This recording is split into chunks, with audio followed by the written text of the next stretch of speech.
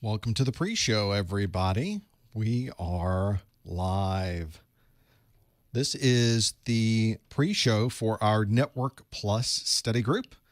We'll get things started in just about, well, let's look at this time here, about 9 minutes. We'll be getting things going. What is making all this noise in my studio? Let's turn some of these things down, turn some of that down. Let's see if I have every recording going. Yep, recording's here, recording up there. That looks good. Let's pop out the chat so I can read what is going on. And let's move this over so I can do the same thing to the stream. Watch the stream and what it's doing. There we go. The stream is healthy. A healthy stream. That's good. Let's say...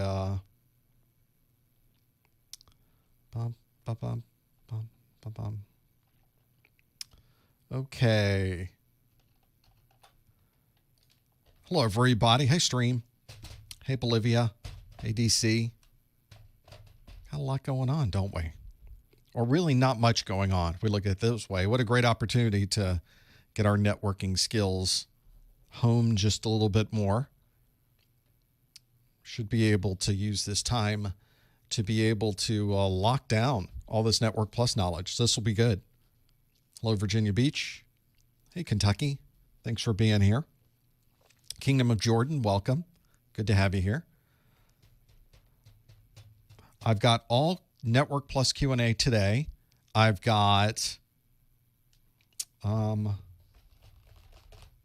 this first hour, I'll ask you questions. In the second hour, you can ask me questions. I'll open up the phone lines.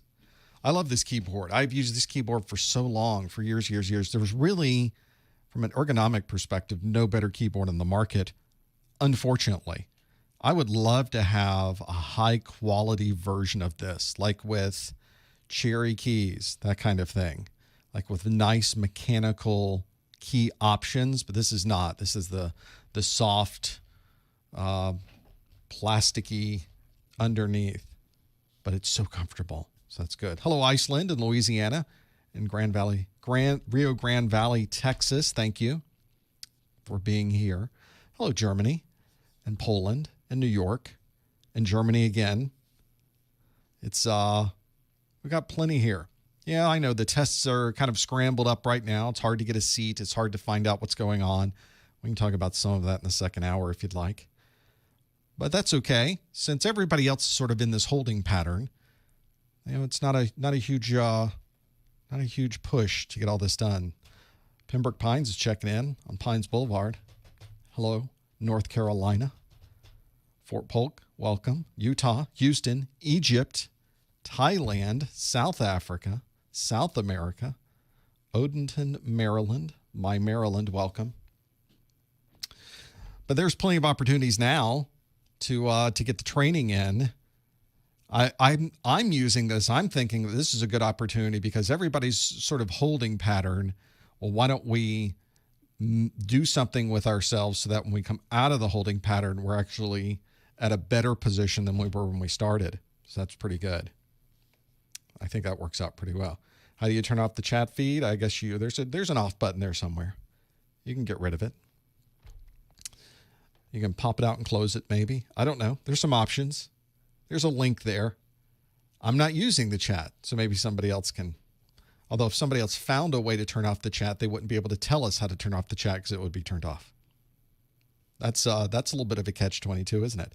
Hello, Tucson and Rhode Island and Philippines and Palestine, Jordan, and Danville, Virginia. Welcome. Welcome.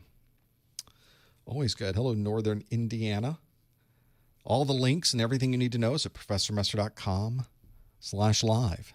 And I will give you, of course, instructions for the questions and everything else as we go through this. Hello, London. Hello, Indianapolis. See, that's good. Theater mode will move it down. There you go. You can get rid of it that way. There's got to be an arrow or a link somewhere, right? I use so many different. Am I on Twitch? How do you do it there? Am I on YouTube? How do you do it there? Are you on all these different places? So this is the YouTube chat. So you can, of course, get rid of it on the YouTube. Hello, Liverpool, Cincinnati. Welcome. Norfolk, Spokane, Washington, Texas, welcome. One of the things that we will be doing is all this Q&A in the first hour, and then we've got Q&A in the second hour. Turn it around the second hour. I'll take questions from the chat room. We'll open up the phone lines if that's something you'd like to do. There's Jacksonville. Welcome. Let's see how the coffee's doing.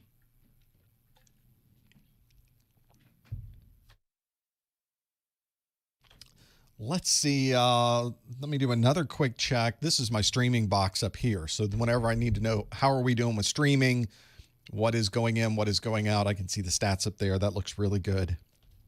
I'm doing local recordings down here on my Blackmagic recorders, and those look really good too. Those are the Cylons, the circles, the red circles. There's actually two of them. You can't see the second one, which is a little bit higher than that one.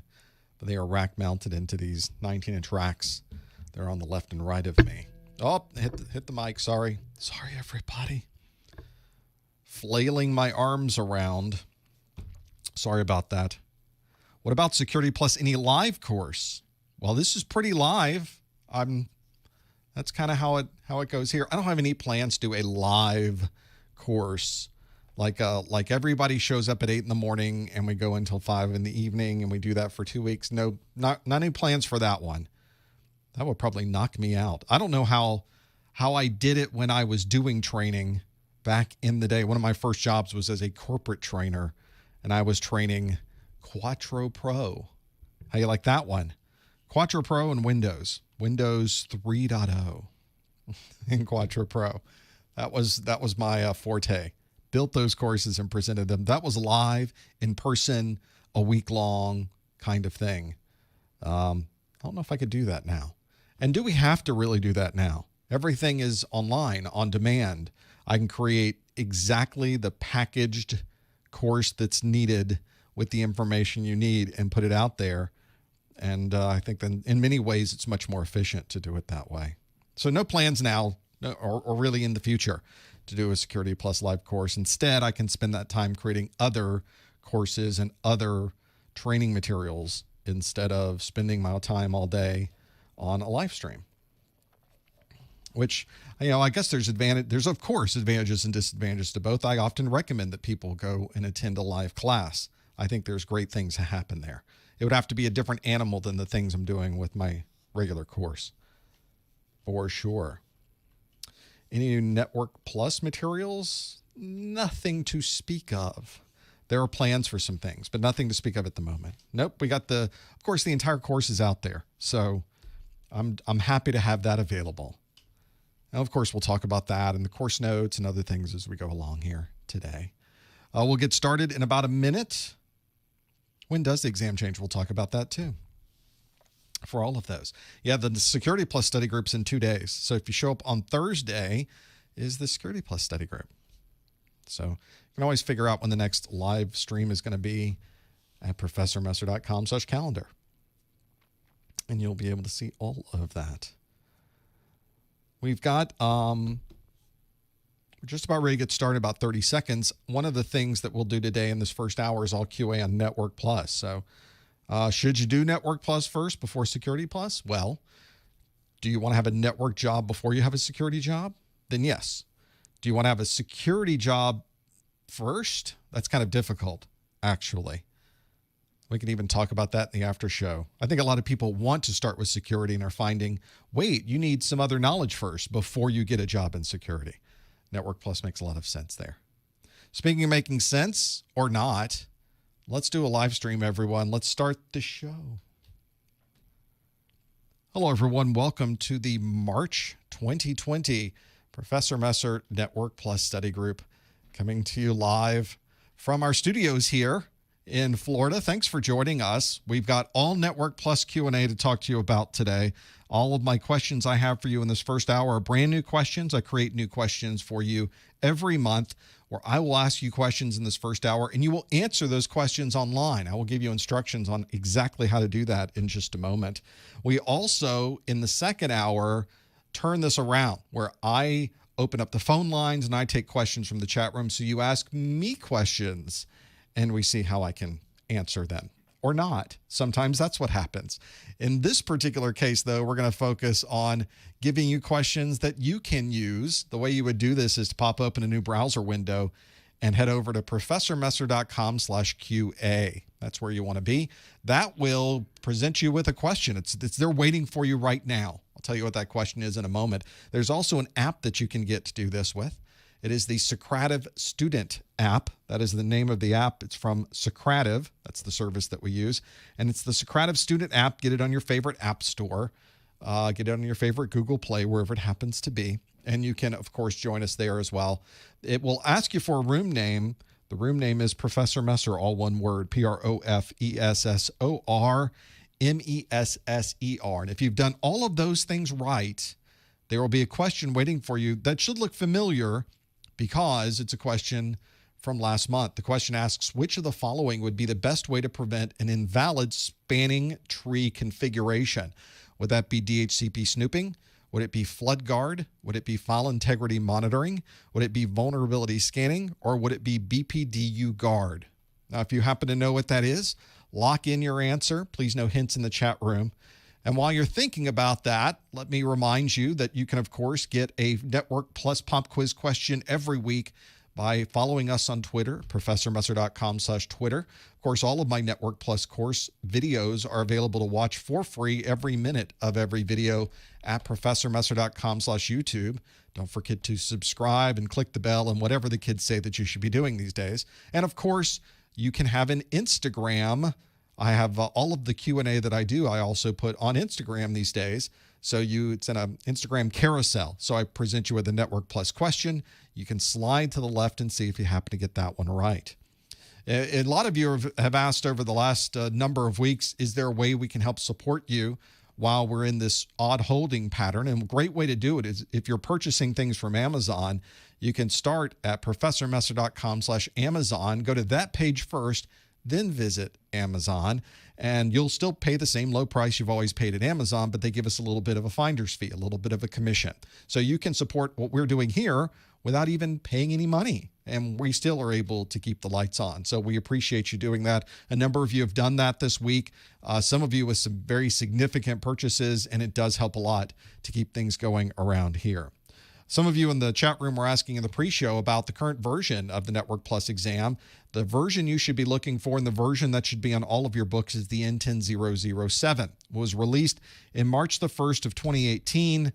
So we know that these usually are around for about 3.5 years. So 18, 19, 20, 21. So the later half of 2021 is how long you should probably see, and it might even be now extended. Who knows what's going to happen, but you have plenty of time right now to study this current version of the exam, take that exam, and be able to earn your Network Plus certification. It's a 90-minute exam. You get a maximum of 90 questions.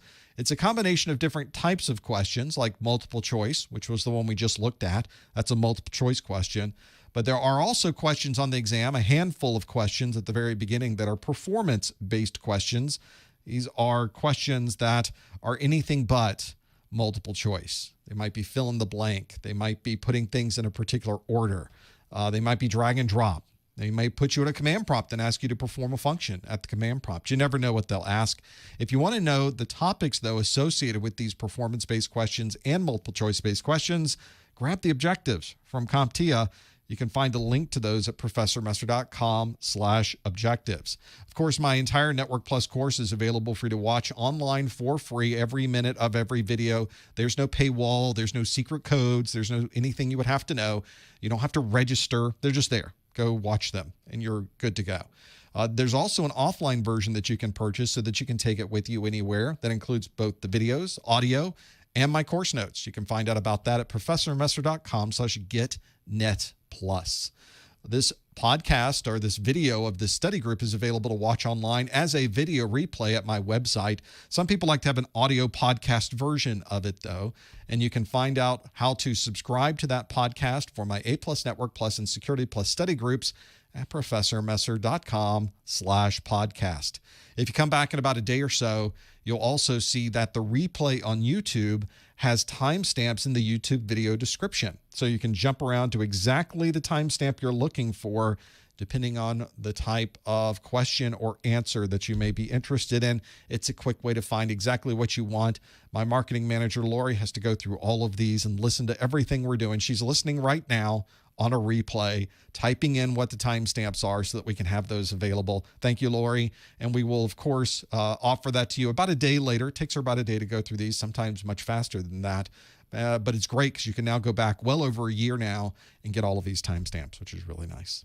When we started this, I asked you a question, and the question was, which of the following would be the best way to prevent an invalid spanning tree configuration? The options were DHCP snooping, flood guard, file integrity monitoring, vulnerability scanning, and BPDU guard. And you can see that 52% of you have chosen BPDU guard. We got 25%. Quarter of you said flood guard is what you would use. 12% said DHCP snooping. 6% said file integrity monitoring, and 4% said vulnerability scanning. Well, obviously, BPDU guard, flood guard, and DHCP snooping are all security functions that you can enable on a switch. So the top 75, 85, 86% of you got at least a security function. But the one we were talking about specifically on this one was spanning tree. And anytime you see anything related to spanning tree, you should automatically think that I'm interested in the Bridge Protocol Data Unit, or BPDU.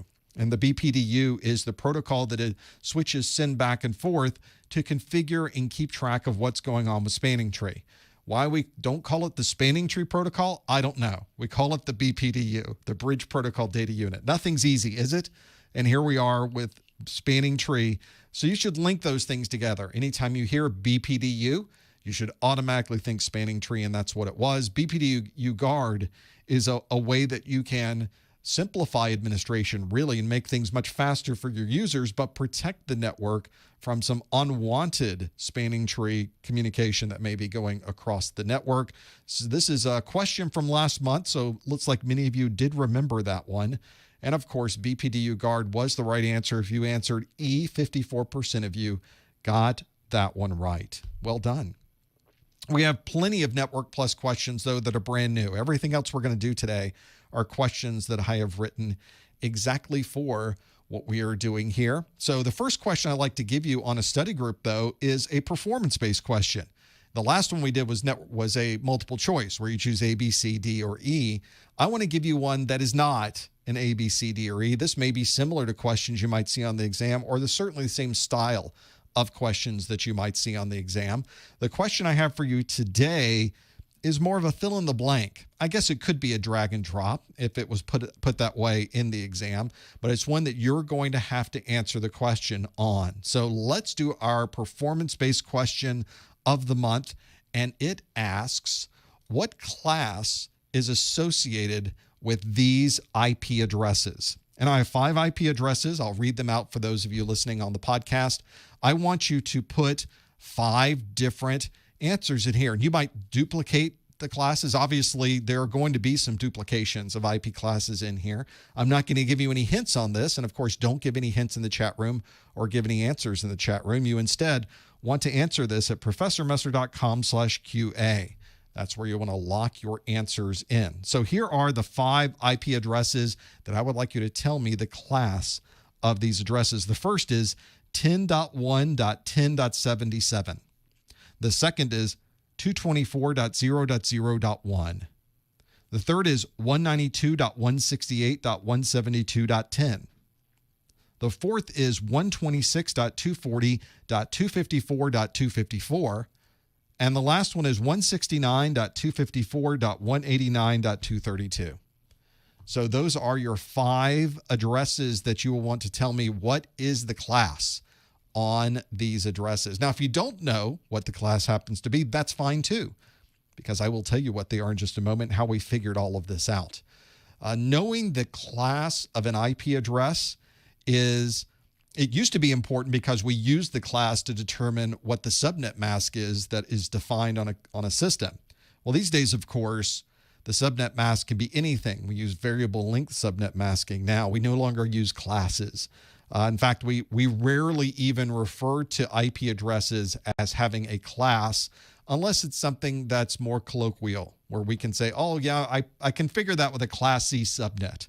Sometimes we'll say that, even though it's not really Class C, but it's a quick way to say, I configure that with a Class C subnet is faster than saying, I configured that with the subnet 255.255.255.0. So that's much faster to say it's Class C. It's Class C subnet. So you'll hear us network folk talk that way sometimes to kind of speed things up a little bit. Obviously, the classes do have some use because you have to know where to start subnetting, and knowing the class of an IP address gives you a place to know where to start sometimes. We'll talk more about that in just a moment too. So now that many of you have locked in your answers, and this is more of a fill in the blank on your side, let's go through each one of these addresses and see what the class happens to be. So we will start with the very first one, which is 10.1.10.77. That is a Class A address. I'll explain in just a moment how we came up with these classes too. For those of you following along and wondering, what do you mean Class A and where'd that come from? We'll talk about that in a moment too. The second on our list was 224.0.0.1. A 224 address, you don't see those very often. A multicast address. Multicast addresses are Class D addresses. I might have thrown a few of you, but I'm looking through the list now and probably didn't throw very many of you, actually. Many of you already knew that was Class D.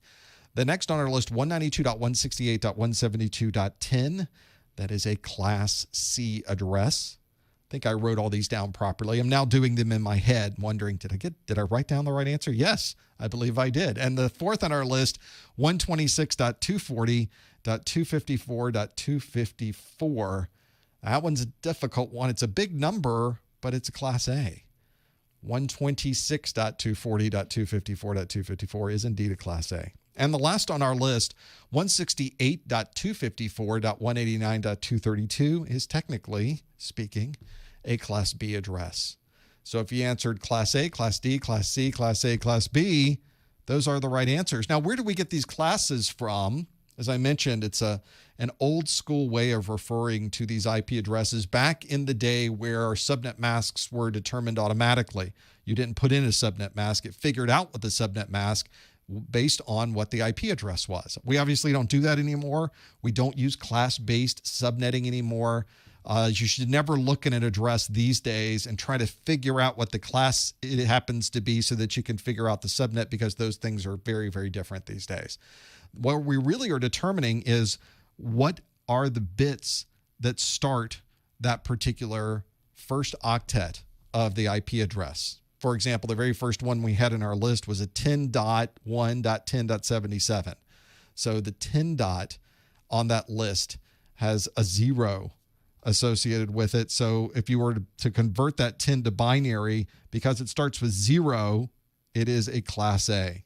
In reality, if you look at the first octet, and this is the way I do it, if it's between 1 and 126, it's Class A. That's a little easier for us humans that deal with digital and base 10 instead of the binary. Makes it very easy to have that particular single digital range between 1 and 126, much easier to figure out what that happens to be. So the first numbers between 1 and 126, it's Class A. If the first number is between 128 and 191, it's Class B. If it's between 192 and 223, it's a Class C. And if it's between 224 and 239, it's Class D. Now, technically speaking, 127 fits into this Class A as well. However, that's a loopback address. We don't commonly see the loopback address defined in a particular class, but if you were looking at the binary of that particular address, it fits right there with the Class A addresses.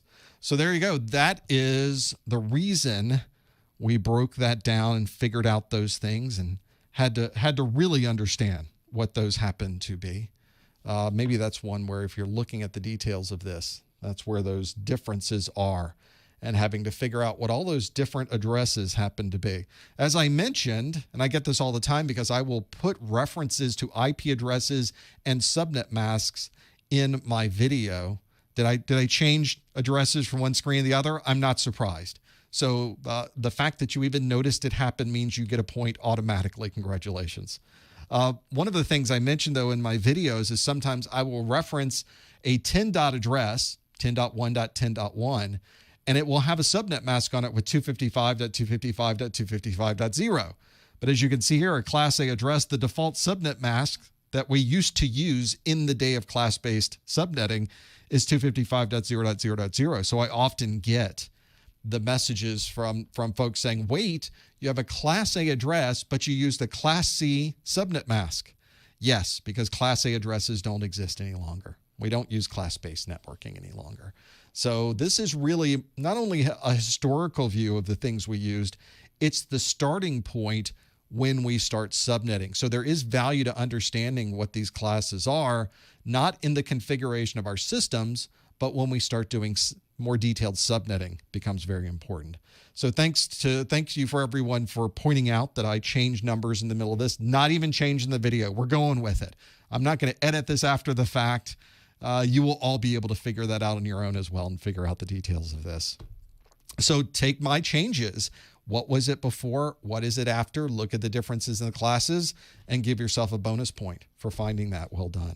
Let's do another question, one that is a multiple choice based question. And I think this is more of a technology question than anything.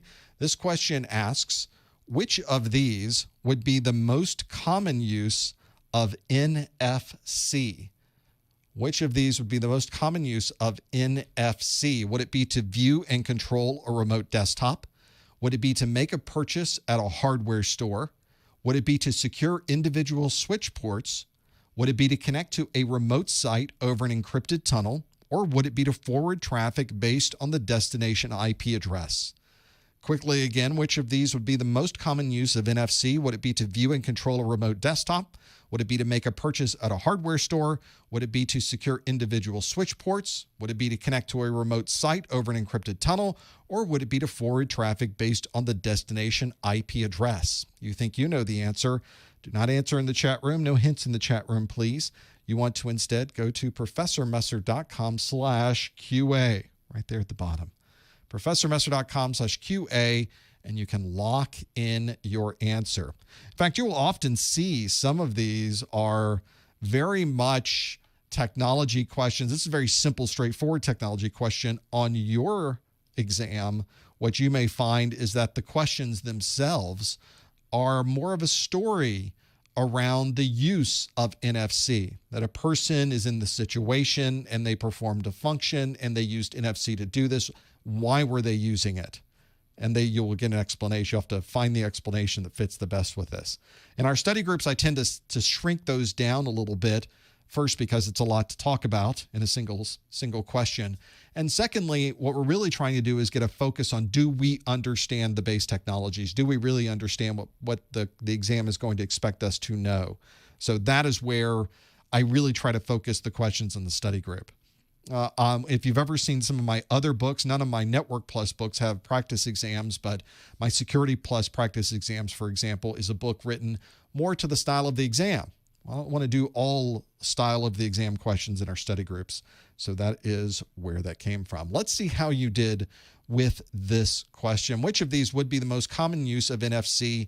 Is it view and control a remote desktop, make a purchase at a hardware store, secure individual switch ports, connect to a remote site over an encrypted tunnel, or forward traffic based on a destination IP address?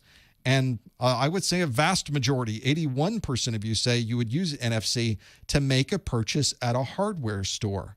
It's all single digits from there. 7% said connect to a remote site over an encrypted tunnel. 6% said forward traffic based on the destination IP. 5% say view and control a remote desktop. That's effectively a three-way tie for second. And the last one, 1% of you say secure individual switch ports. NFC, you've probably even used NFC these days. I think most of us have now gotten into the mode of using NFC. I certainly do with my Apple Watch, with my Apple phone. You, of course, have this ability in Android devices as well, where you can have a two-way wireless communication primarily used at payment systems. For example, many of these payment systems that use NFC are more secure than using an actual credit card that you would slide into a slot, because it uses a different value every time. If somebody was to capture that information being sent during the transaction verification and tried to replay that or use those numbers again, they would find they would be no good.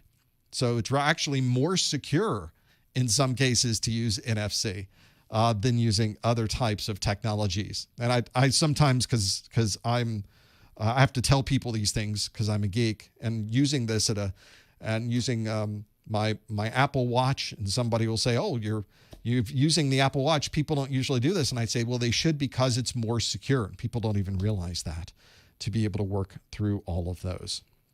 So NFC, very useful for handling purchases at the hardware store, for example. An easy thing to have there and be able to work through. 8% said to connect to a remote site over an encrypted tunnel. We have gotten very used to doing this over the last couple of weeks, haven't we? That would be more of a VPN, not an NFC. 5% said forward traffic based on the destination IP address. That's really the function of a router. It forwards traffic based on what the destination IP address happens to be. So that's not NFC, that's just routing.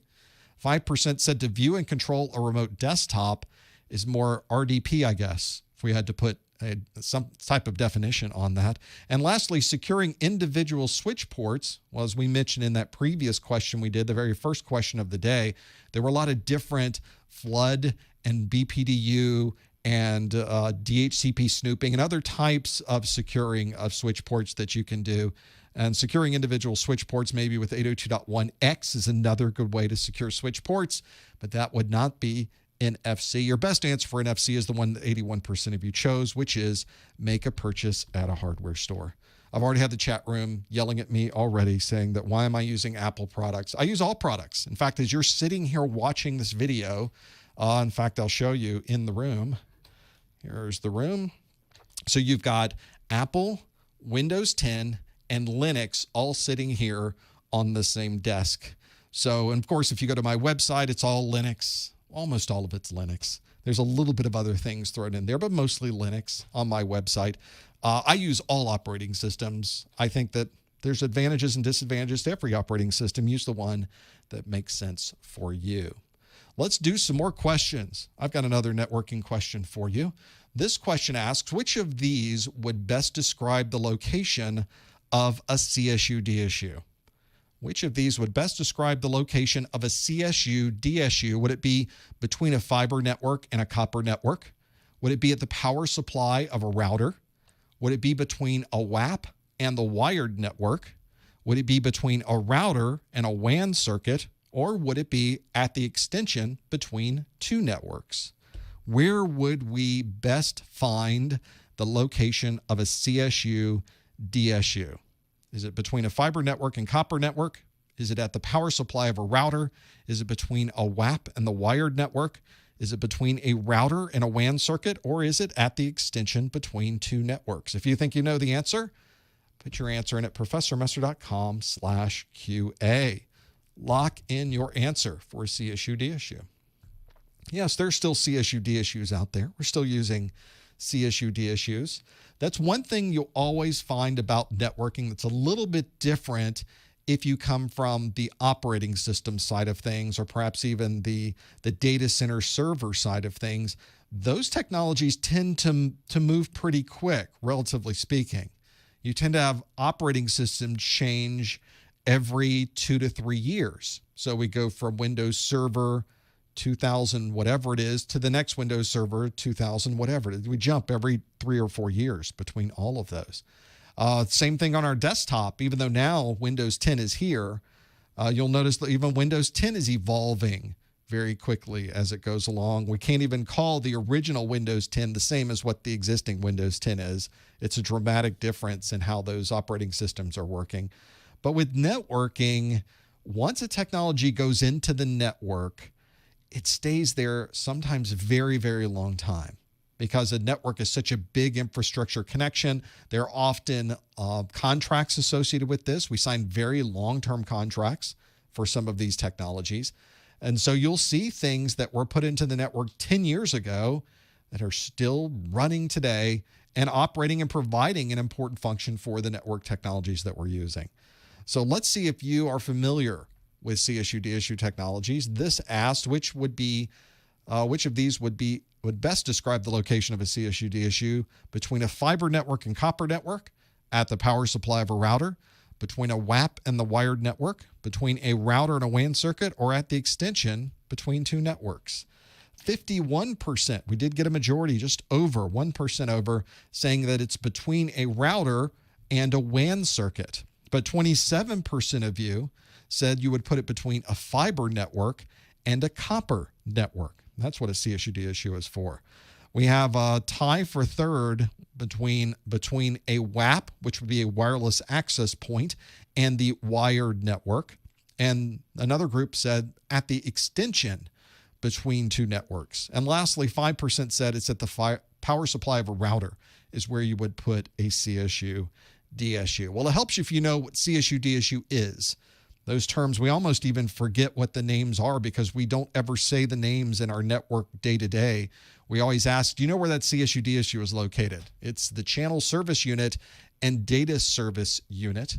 Commonly sits on a wide area network connection. It's usually between the circuit itself coming from the wide area network provider. They usually will provide you with a demarcation point that you will plug into, and that will then plug into your CSU/DSU. And that CSU/DSU then connects to the router so that you can communicate and send information over that wide area network. The CSU it's really two devices that are kind of crammed into one. I guess perhaps at one time these were two separate devices. We hardly ever see them broken out as two devices these days. They're always an integrated device. The CSU side is what's connecting to the network provider, and the DSU side connects to what we call the data terminal equipment, or DTE. That's a very network term for the equipment that is on one side of this connection. It's commonly presented in two different forms. It can be a separate physical unit, very much like the one that I'm showing here, but it can also be built into the router. It can be on a card. You slide the card into the router, and it's what we call an integrated CSU/DSU. So that integrated CSU/DSU doesn't require a separate device with a separate power supply with separate cables going everywhere. That can simplify things sometimes.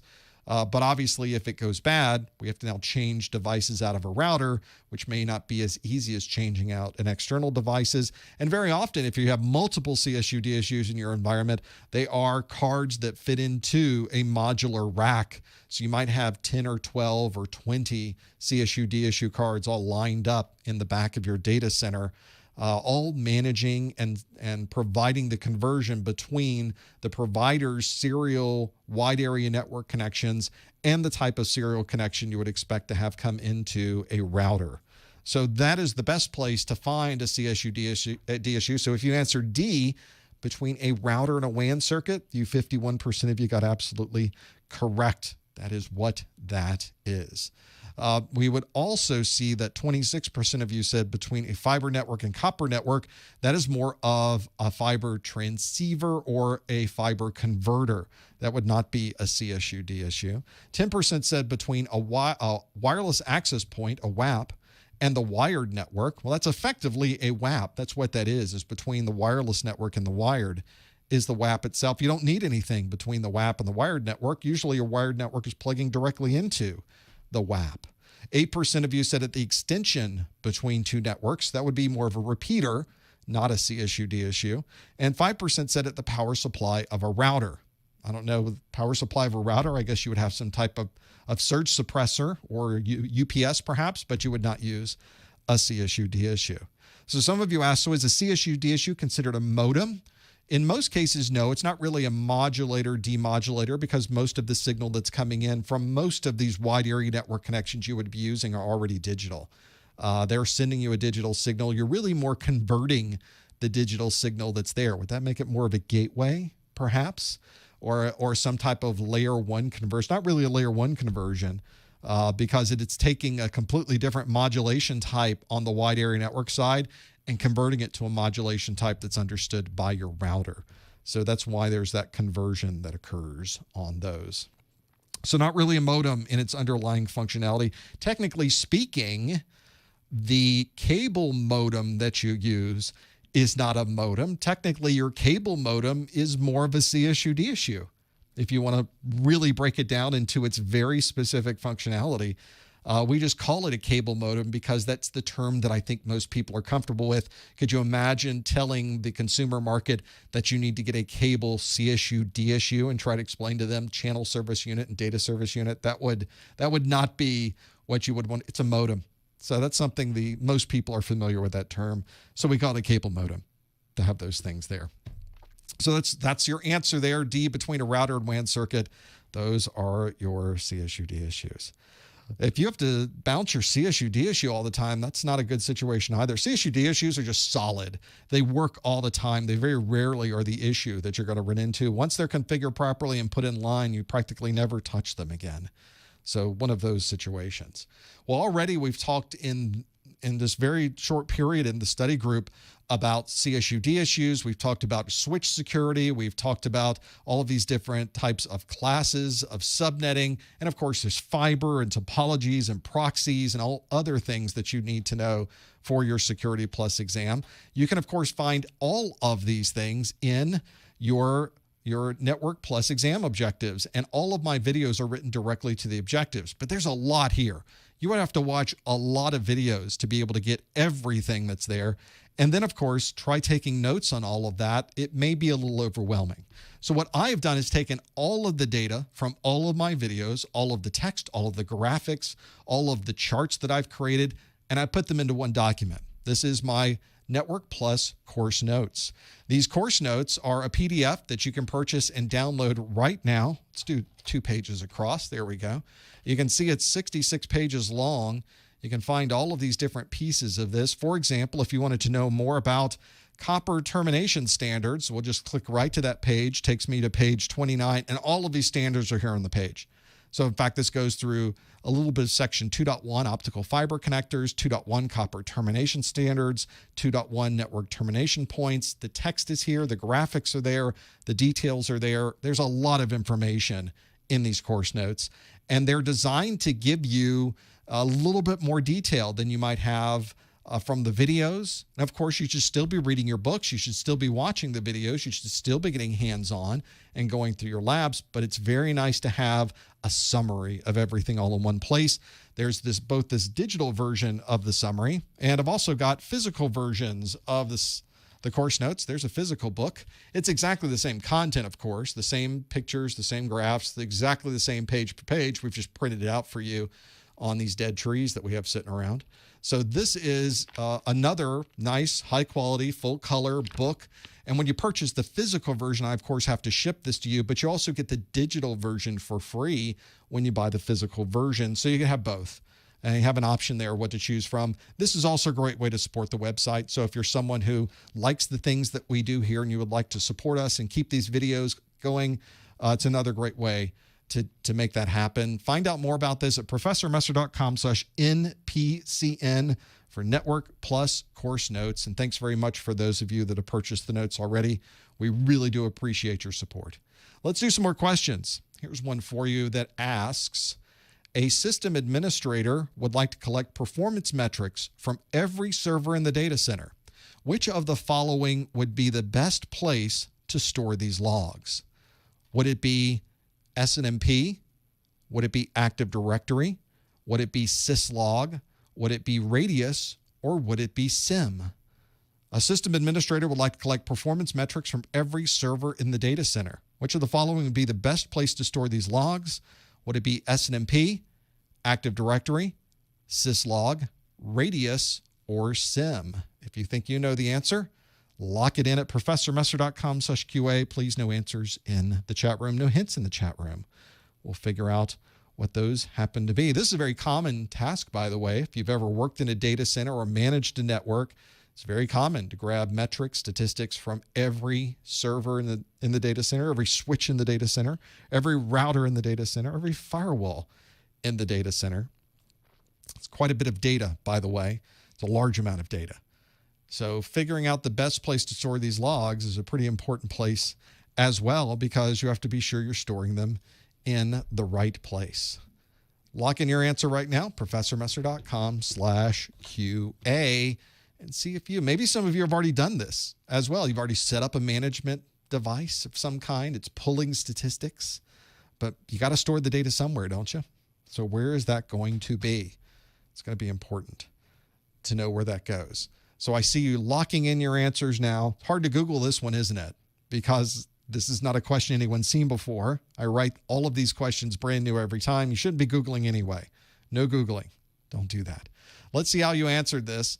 A system administrator would like to collect performance metrics from every server in the data center. Which of the following would be the best place to store these logs? Is it SNMP? Is it Active Directory? Is it syslog? Is it Radius? Is it SIM? 51% of you say it's syslog. So we got a bit of a majority there saying that it's syslog. 26% say SIM. 16% say SNMP. So we have kind of a tight grouping there for those top three because it falls off only 4% for Radius, only 1% for Active Directory. Well, the key to this question is knowing what it's asking. So the question asked, which of the following would be the best place to store these logs? So it's asking for the server or the endpoint where all of this data will be stored. Where are you going to put your logs?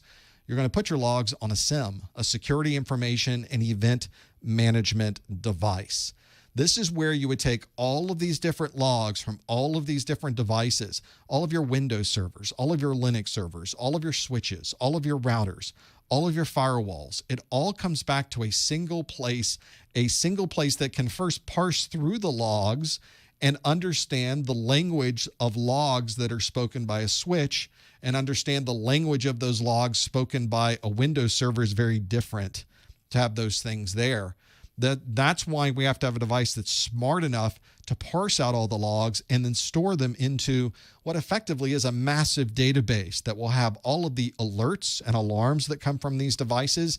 It will aggregate this data in an enormous database to provide long-term storage because very often we want to do reports that show us over the last 6 months how much data differences are there between the transactions to this database server and what we're seeing today. So show me how much utilization of the network has changed. So keeping this data over long periods of time is important.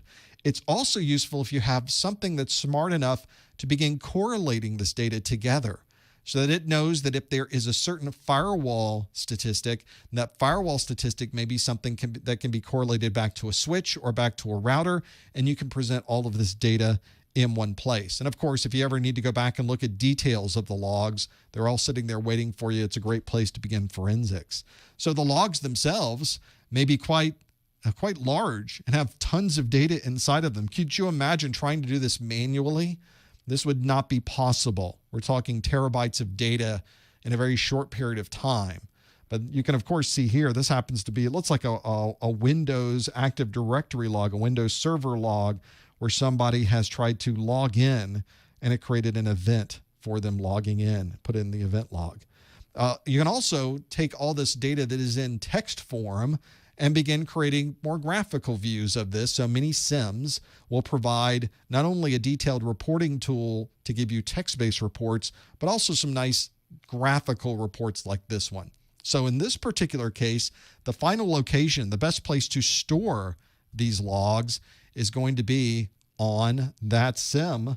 That's where we want to put everything on our security information and event management server.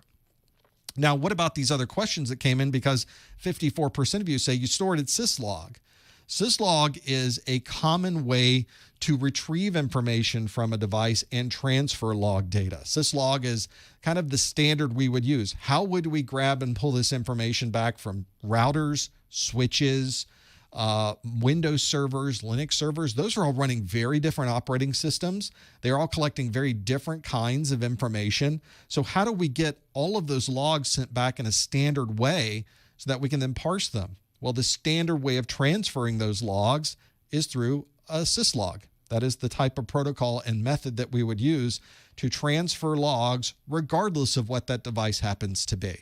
So if we said, which of the following would be the best way to transfer these logs, syslog would have been the right answer. But instead, this question asks, where would be the best place to store these logs? So syslog indeed is not the right answer in this case. SIM is the right answer. Now, what about SNMP? Because 15% of you say SNMP would be the right answer. SNMP, very common protocol to use if you are monitoring a network. You can query devices and retrieve statistics on how that device is performing, get real-time statistics from those. You would not use SNMP to transfer logs commonly, though. SNMP is gathering metrics. You're asking a router on interface 3, how much traffic has gone through that particular interface and how many errors have you seen? And that router will report back to you the number of bytes that have gone through and the number of errors that that particular interface has seen. And then you just make a note of that in the management service that you're using. You might even ask that router 5 minutes later, how has that changed now? Now what are you up to? And you'd be able to compare those numbers and see what is the utilization during that time frame or have the number of errors increased.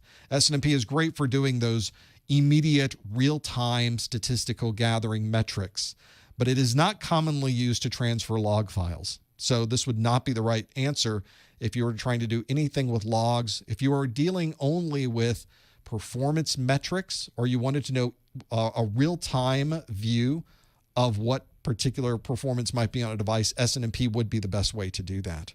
4% of you said Radius. Radius is that authentication method, very commonly seen if you're trying to set up a third-party device. Many of you, for instance, are connecting in with your VPN into the office these days, and you're using the same username and password you've always used while you're in the office. When you're connecting to the VPN concentrator, it's checking your username and password using an authentication protocol. It may be using Radius. It may be using Kerberos. It may be using TACACS. It may be using LDAP. There's many different ways to do it, but Radius is one of those ways. And the last on our list, only 1% of you chose Active Directory. Active Directory, obviously, the large database that you would store all of your Windows data in and even other types of data, but primarily considered to be a Windows management database.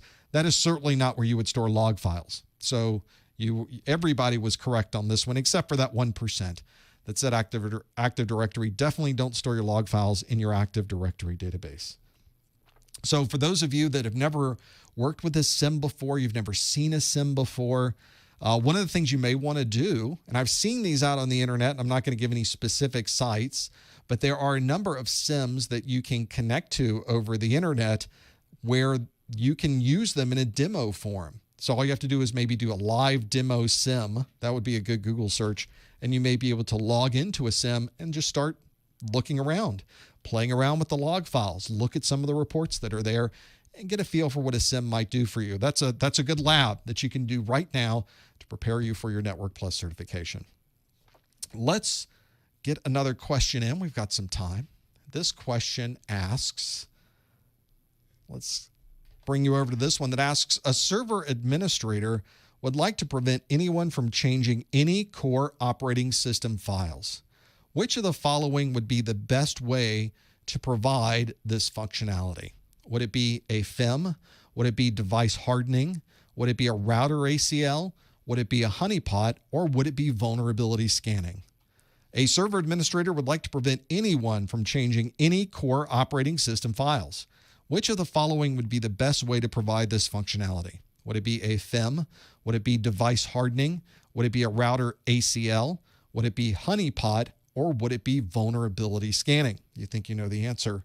Go to ProfessorMesser.com/QA and lock in your answer. Obviously, you have to be watching live to be able to lock in your answer. That's one of those situations where perhaps you are in a situation where you're trying to get all of these options kind of figured out. Maybe put them in the order that makes sense for you, being able to work those.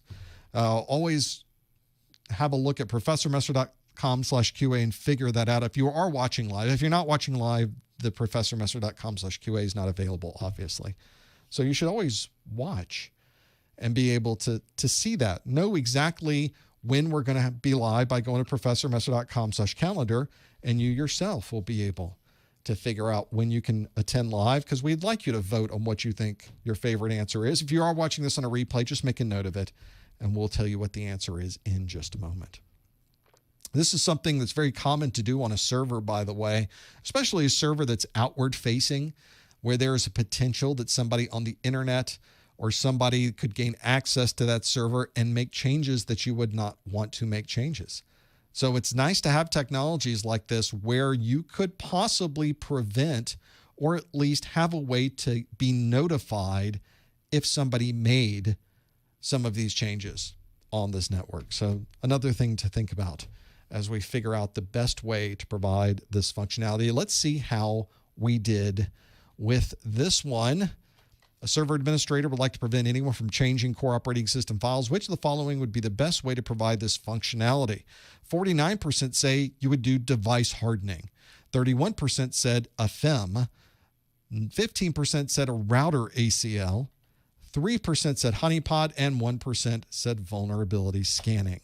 So that is the options there. We did get a majority on this one. We came just short of getting a majority, but maybe it's for the best, because if you want to be able to watch the core operating system files, see if those files ever change, and either block someone from changing those files or provide an alert that somebody has made a change to the files, then you would want to use file integrity monitoring. This is FIM, F-I-M.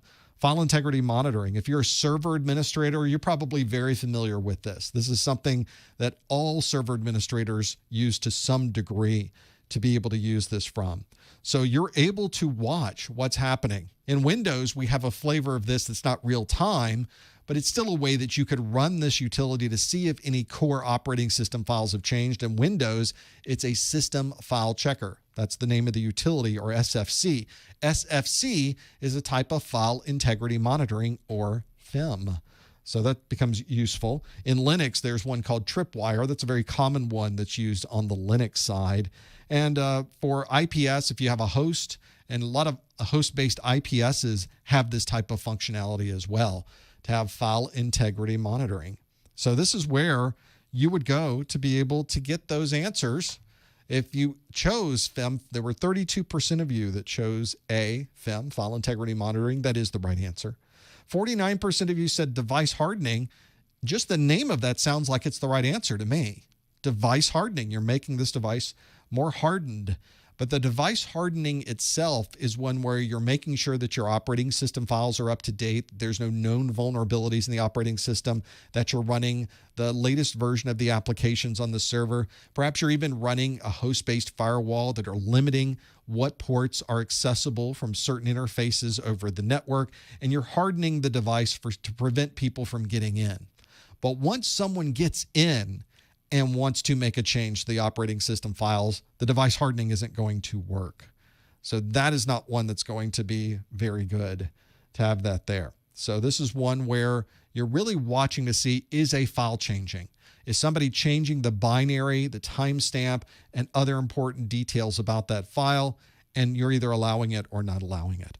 A router ACL, an access control list on a router, would allow or prevent access to or from particular IP addresses and or port numbers in some cases, but it would not prevent somebody from making a change to an operating system file once they were allowed through that access control list. So an ACL is not looking at all at what you're doing once you pass through the router. It's just allowing you to pass through or not pass through.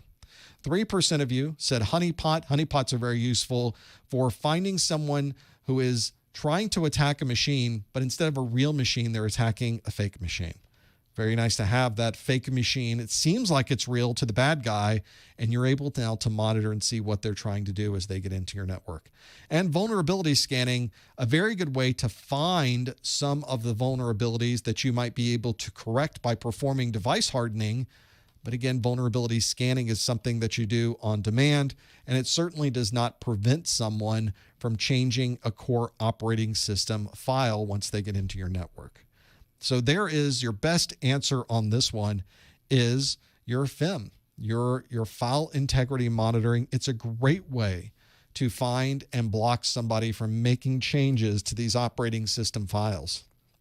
If you're watching this video for continuing education unit credit and you would like to receive from me an email that has been digitally signed that says that I certify that you must have watched this hour of our study group, then please follow these instructions to be able to earn that email. What you want to do is go to the top or the bottom of the Professor Messer website, there's a Contact Us link. In that Contact Us link, put your name, put your email address, make sure it's the correct email address because I'm emailing these back to you. There's a subject line, and if you could put, this is the March 2020 Network Plus Study Group, and in the body of that email message on its own line, please put the acronym FIM, F-I-M, for File Integrity Monitoring. And you can, of course, put anything else you would like into that message as well. I'm the one reading through them. I'm the one processing them. Usually it takes me about a week to turn these around and get them back to you. If you need them faster than that, you're up against a time crunch, please let me know, and I'll be glad to get it out to you as soon as possible. That will ensure that I look through that. If everything is in order, I know that you must have listened to the study group. You put it into the exact instructions that I gave. It has the name in there, File Integrity Monitoring, and then I can email you back that digitally signed email with that certification of 1 hour credit. Technically, you don't have to have that. You can just say that I did watch this study group, but I always like to give you something so that there is an audit of some kind. And if somebody says, I don't believe you, you can see that it has been digitally signed by me and it could not have been changed, or else the digital signature would not be able to be verified. And then you can make sure that you can qualify that, no, I really, really did, because Professor Messer said that I did. So at least there's a third party involved to be able to give you that. Let's do another question because we have time for probably one or two. Let's see if we can fit another one into our list. This question is, a network administrator has identified a patch cable that has become disconnected from a 110 block. Which of the following should be used to resolve this issue? Would it be a TDR? Would it be a tone generator? Would it be a punch down tool? Would it be an inductive probe? Or would it be a crimper? A network administrator has identified a patch cable that has become disconnected from a 110 block. Which of the following should be used to resolve this issue? Would it be TDR, tone generator, punch down tool, inductive probe, or crimper? Be able to lock in your answers by visiting professormesser.com/QA, and you can lock in that answer, figuring out the details. It becomes very useful to have that there. Yes, you'll notice that that some of you that have got here that are a little bit late, just a tad late, you'll notice we had a time change here in the U.S., and so this particular study group is at Eastern Daylight Time and not Eastern Standard Time, because we're now in Daylight Time. That happened since our last study group to have that here. So if you're showing up now and wondering, why has this been going on for an hour? That's why. It always messes up everything when we make the time change, doesn't it? And of course, where I live, we're considering not making the change back. We're considering staying on Daylight Time all year.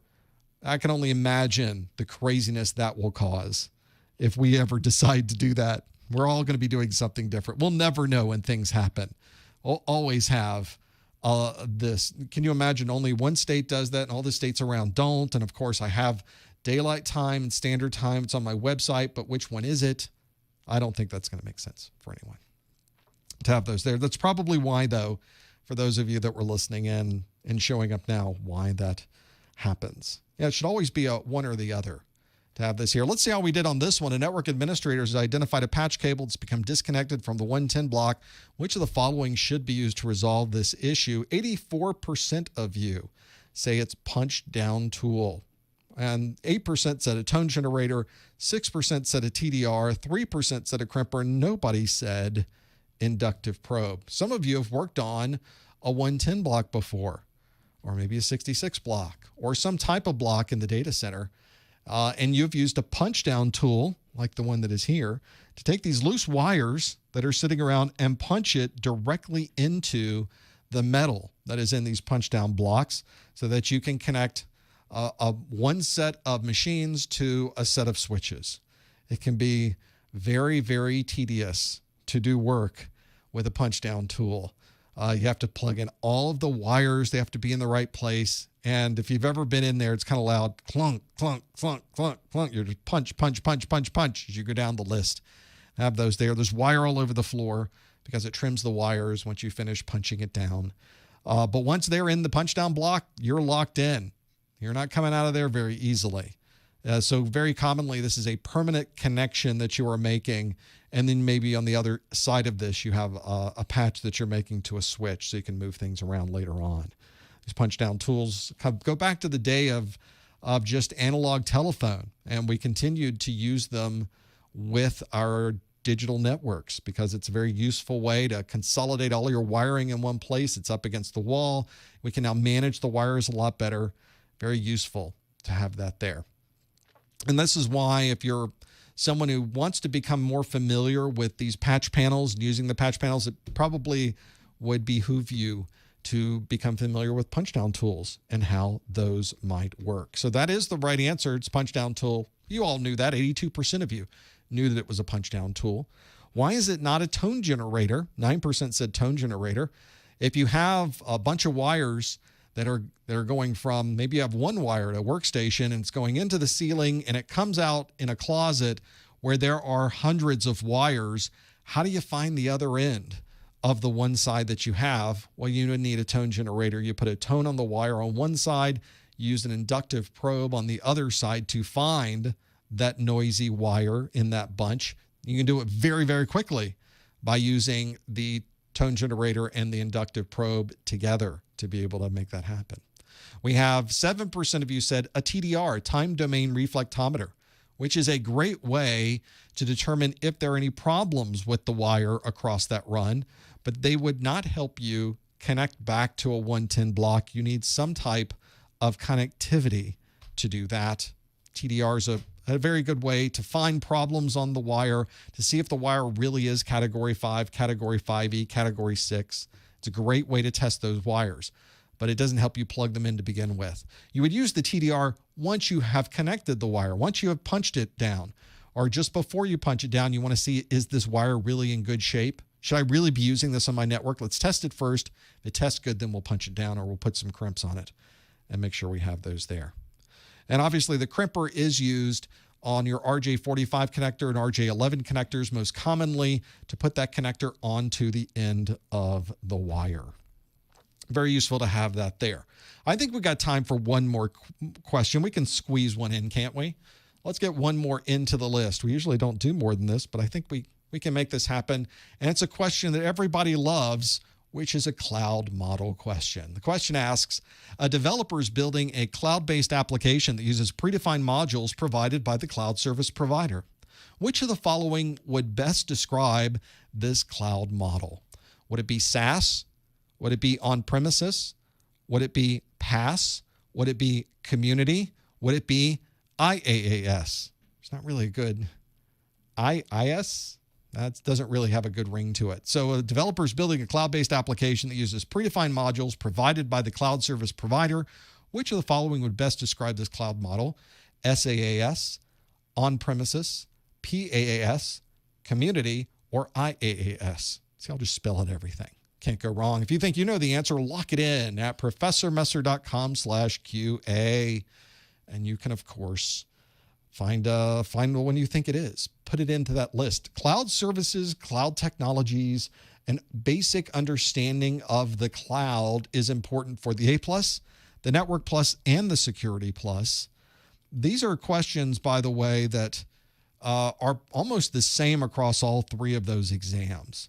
So if you know them from A+, you'll probably do just fine in the Network Plus and Security Plus. There are minor differences between them. They keep tweaking them and make them a little bit different as we go along, but they're effectively the same sections. And you can tell they're important because they have them on all three of those certification exams. That makes sense to me that you would have that because it is important that you understand these terms that are thrown out. And they are kind of odd terms. We saw all 5 of these answers. They're kind of odd terms to have there. So you would know what those 5 answers are. You need to understand what each one of those becomes very useful to have those there. Hopefully you're familiar with some of these answers and you can lock them in to have this here. Let's see how we did on this one. Question was, a developer is building a cloud-based application that uses predefined modules provided by the cloud service provider. Which of the following would best describe this cloud model? We have 48% of us say it's PaaS, SaaS. 40%, almost a tie for first, say it's SaaS. SaaS. 10% say it's IaaS. And then a tie at 1% apiece between on-premises and community. So all of these are real things, by the way. All of those are real technologies that deal with the cloud. But when we're talking about a developer who's building an application, but they're not building this from scratch, they're not building their own code, they're instead putting together predefined modules like Legos, that is platform as a service. The cloud service provider is giving you a box full of Legos and says, build your own app. You don't have to code all this from scratch. I've already got all of the Lego blocks you might need. Do you need a login page? Grab the login page Lego block. Boom, you got a login page. Do you need an inventory management tool? Grab the inventory management tool Lego block. Click. Now you've got inventory management on that. Do you need an invoicing tool? I have an invoicing Lego. Grab the invoicing Lego. Click. Put it on the list. So the developer doesn't have to build the database from scratch. They don't have to build the front end from scratch. Maybe they have to modify a couple of specific things so it's unique to your organization, but you don't have to build it from scratch. And that's when you would use platform as a service. One of probably the most popular platform as a service platforms is Salesforce.com. Salesforce.com obviously has a software as a service offering, but it's interesting that primarily what people use Salesforce.com is as a platform service and having those there. So platform as a service is very different in its development efforts. You don't have to start from scratch, but then you're not managing those modules too. If somebody has to make a bug fix to the module, you don't manage it. The platform as a service provider manages that and have that there. Becomes very useful to have that. So let's step through these other options, because some of these are very different in how they are. We had 40% of you that said it would be software as a service. Software as a service is, and I imagine many of you already have email type services. If you use Google Mail, if you use Yahoo Mail, if you use Hotmail, if you use Outlook, all of those email services on the web are software as a service. You don't maintain that server. You don't do the programming. You don't customize it. You don't handle the patch management. You don't handle the operating system. You do nothing with maintaining it. It's all a login page for you. You log in, you use the app. That's it. That is software as a service. So that's why you have to really define how you are using this application. Really helps define how the application is categorized. Because it is an application, doesn't help us. We need to know how we're using that application. Are we building it ourselves? Are we just logging in and using what's there? There's a good differentiator there to have those differences. The other one that you see here that's very similar to those is the IaaS, infrastructure as a service, where you're effectively given the hardware.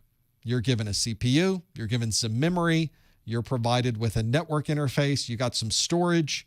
It's up to you to do the rest. You have to install the operating system. You have to install any software that you're using.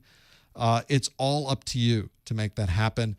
IaaS is very much what I use on my web services for my web servers. So I use and have purchased a cloud service from a third party. I use Rackspace. I have a Rackspace cloud server that they gave me. I loaded the operating system. I think in their case, they already preloaded the OS, but it's effectively a blank slate. I loaded up all the software that I wanted to use so you could connect to it. I installed multiples of those, and I have them running in the cloud. So that is infrastructure as a service. So a very common way to use that. And as you go through your list, there's probably lots of services you use that are software as a service. You might even have web hosting, so networking as a service or infrastructure as a service, maybe some of the things you're using. All kinds of as a services. And as you've seen, there are some pretty ridiculous extensions, the marketing people. This as a service term has really caught on. So it's everything as a service. Oh, you're having dinner, you're having steak as a service. Let us tell you how we can help you with your steak as a service. Oh, you're washing your car, you're using soap as a service and wax as a service. No, those aren't things. Really what we try to do with the exam objectives from CompTIA is concentrate on those three areas. It's either software, platform, or infrastructure, And there's minor things that you can add on to that list. But those are clearly the bulk. They're the big ones that you would focus on. The other options here, on premises, really describes where the service is located. If you're building your own cloud, it's in your own data center.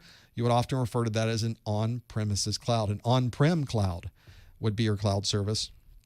And your on-prem cloud may be a SaaS infrastructure. It may be platform. It may be infrastructure. So it may be very different, the type of cloud you're using. And a community cloud is one where maybe you don't have the money to build your own cloud, but there are a lot of organizations in your area that are doing similar things. Maybe you all contribute to buying the resources, and then at different times of the year, the different organizations might be using different amounts of those. That's more of a community cloud, and being able to work what those happen to be.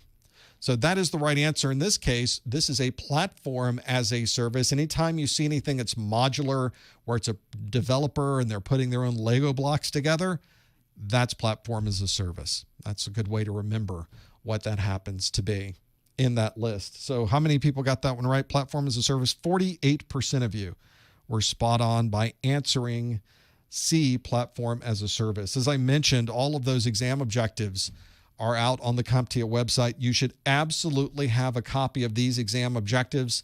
You can get a copy of these by going to professormesser.com/objectives, or simply go into the Google machine and typing CompTIA exam objectives. They'll tell you everything you need to know. Now, I will tell you that we do one of these every month. And right now, as we sit here on March the 24th. So as we sit here, I have scheduled that our next Network Plus study group would be April 16th. You can see the schedule for next month is A Plus is on the 1st and 3rd. That's next week. And then we have, is that next week? I believe it is. And then we have the 16th and 17th. So we skip a week, and then I cram the 16th and 17th together for Network Plus and Security Plus because of things that I was doing on my side with my schedule. Now, I made this about 2 months ago. So, of course, things have dramatically changed in 2 months with people's schedules, including mine. So although this slide currently says my next Network Plus study group is April 16th, I'm really considering moving this up into the second week of April because we're all sitting around at home anyway. So you may see changes to that. I highly recommend that you always check in at the calendar, professormesser.com/calendar, and make sure that you know when the next one is going to be. I suspect I'm going to be changing this because doing them back to back on a Thursday, Friday is not the best way I want to do it. And probably doesn't fit for a lot of you either. So it is one of these situations where I want to kind of spread this out. And since we're all going to be probably still hanging out a little bit, I'll probably fit both of those into the second week of April and see what we can do. I would love to do more than one a month. I realize there are limitations. People in the chat room are saying, why don't we do multiples in a month? It takes me about half a day to put together the questions and answers and get them in Socrative and get everything posted and get everything ready to go for one of these. And I'm already doing 4 of these a month. So you can start to see at the same time, I'm also writing books. I'm also creating videos. There's other projects we have going on. It starts to pile up. But I'm thinking about other ways. Maybe we just turn the camera on and do some Q&A. Turn the camera on and talk about the news that's out there. There's other things that we can do. Have not been really focused on adding more dates, but it's certainly something that we might want to do in this very crazy time that we happen to find ourselves in. But that's where it is today. I'm thinking of changing it, though, as I sit here with you and telling you about it. So although it says April 16th now, that could really change. Just keep checking back. You'll see whenever it is. And if you have me linked in with your Google Calendar, so by the way, that link at the bottom, professormesser.com/calendar, there's a Google Calendar link there. You could add me to your calendar if it's compatible with Google Calendar. And if I move it, it'll just move around in your calendar. So that's something that may be easy. It'll just happen automatically to have that there. Well, this is the end of the regular show, but of course we have the after show. Well, I'll take questions from the chat room. We'll talk about whatever you'd like to talk about. Well, almost everything that you like to talk about. I know my audience. Don't forget about our monthly or our weekly Network Plus pop quiz question on the Twitter. at professormesser.com/Twitter. Of course, subscribe on the YouTube. There's a subscription button. They wouldn't put it there unless they didn't want you to use it. Click that button. Be able to have those things there. My course notes can be found at professormesser.com/NPCN for Network Plus course notes. Don't forget about that weekly pop quiz question is also on Instagram, professormesser.com/Instagram. And of course, you can help support what we're doing here by visiting Amazon at professormesser.com/Amazon. Stick around for part 2. We have the after show in just a moment. Thanks for joining us for the main study group, and we will see you next time on the Network Plus study group. Let's see if I can get this going. I have to get my cameras set up on this side so we can get rid of the graphic. There we go. Let's get dialed into the phone lines. I'll also take questions from the chat room. So if you have any questions in the chat room, we can talk about there. For some of you that want to talk about the upcoming remote certification, home certification options from CompTIA, I will tell you why it is either the best idea in the world that you've ever heard or whether it is the worst thing that you may ever want to do and why you may not want to do testing at home. I'll explain all of that in just a moment. In the meantime, I'm going to call into my own show and tell you how you can call into my show. I'm using software as a service to be able to set up this show. So I have to call into my cloud-based service just as you call into my cloud-based service to do that. So please bear with me a moment while I click these buttons on my screen and have it make these noises. And then I type in some things on my side and it says, and then I put in my PIN number, whatever that happens to be. It's got some numbers in it. There we go. So that's working the way we would expect it to work. So I am taking questions from the chat room. We'll talk about some of the things you've already mentioned in there in just a moment. If you're someone who would like to talk directly over a telephone with voice, I know, it's crazy. I have a phone number. It's 855-785-RJ45. That's a toll-free number in the continental United States. West of the Rockies, 855-785-7545. To be able to connect in, you'll be put into our hold system there, and we'll get to you in just a moment. Listen in on the phone so that there's no delays there. If you're calling from somewhere else, anywhere in the world, you can call for absolutely free on the Skype. You put a +1 at the beginning. No Skype minutes are required. +1, 855-785-7545, and you can call in as well. Well, a couple of things where this is still kind of a moving situation where we're all working from home. We're trying to not go out very much. We're trying to be good people and not spread our germs around to other people. And CompTIA has announced this week that they are going to be using new remote testing options where you could take CompTIA exams from home. They have a little press release if you go to their website that talks all about this. There are some interesting things about this particular press release. I will tell you that I am not a CompTIA member. I haven't talked to anyone at CompTIA about this. I am as completely uninformed as any one of you are. I'm taking this from the information I see on the CompTIA website. But one thing I notice about this is they talk about it's important. They want to make sure you're able to do this.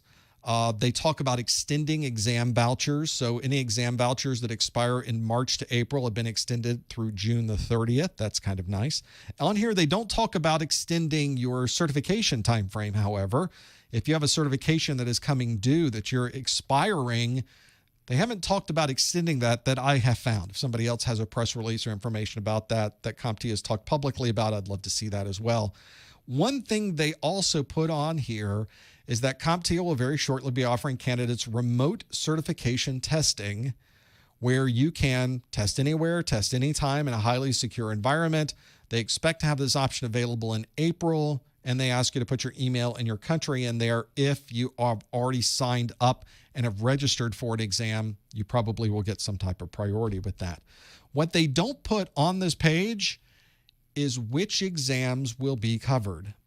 So I find that part very interesting, and probably they're hedging their bets a bit.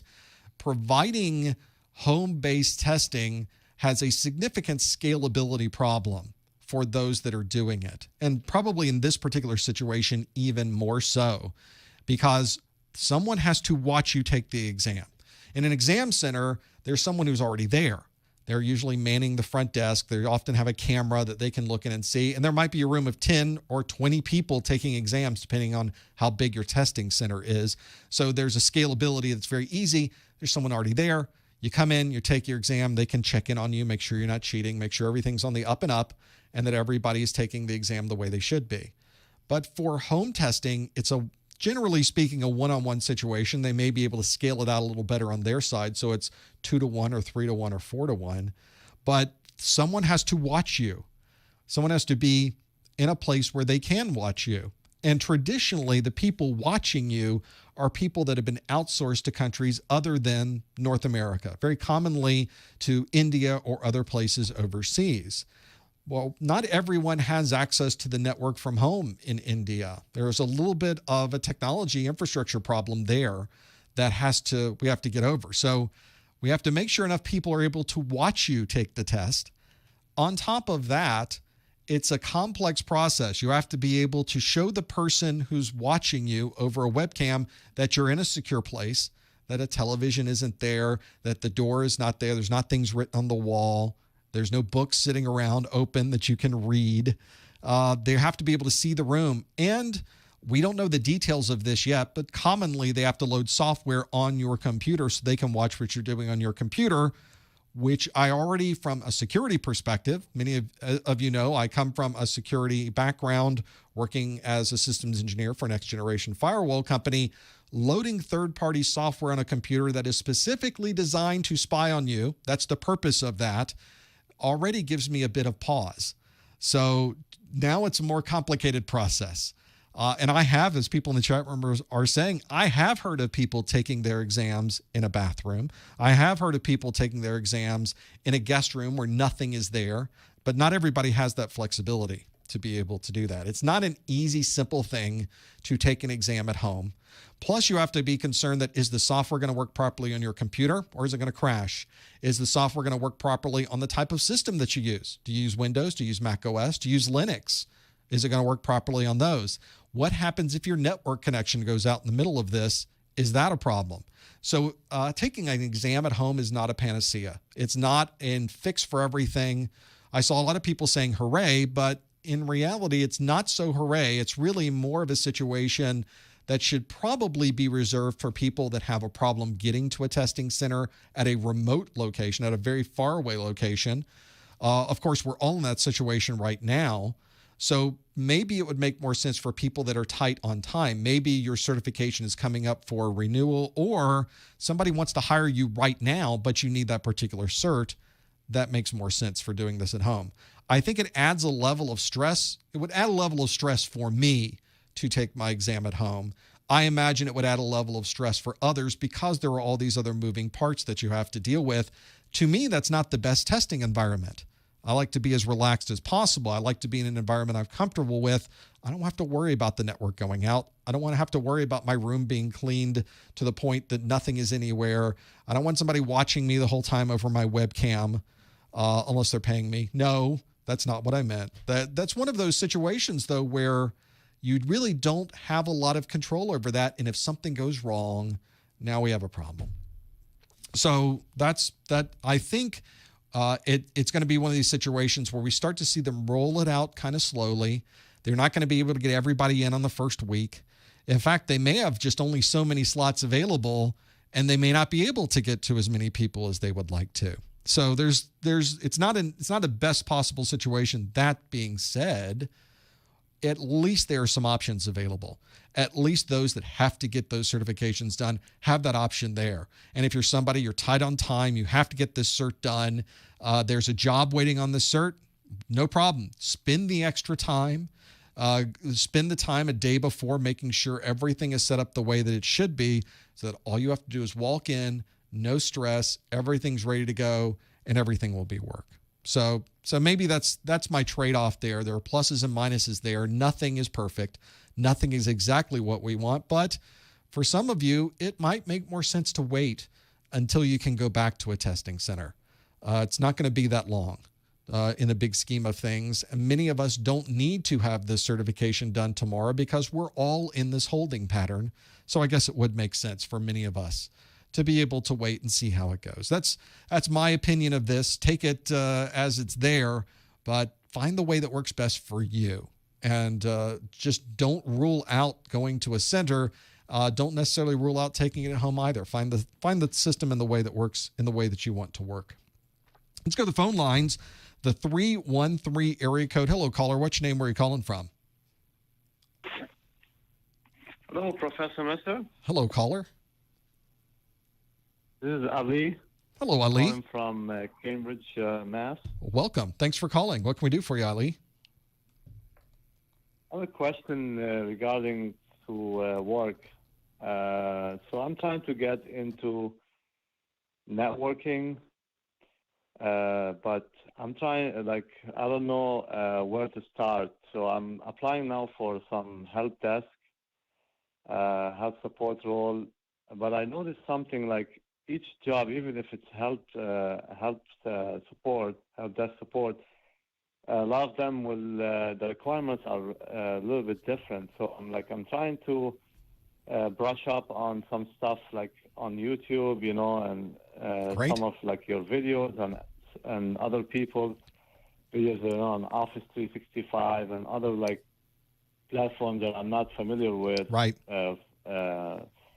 And I don't know how to go about it because it's a lot of things that, you're learning something and then you apply for another job and then they require something different. Right. So I'm trying to grab a bit and pieces of each one to, I don't know, it's kind of, sometimes it's overwhelming. It's good, but it's overwhelming. So what's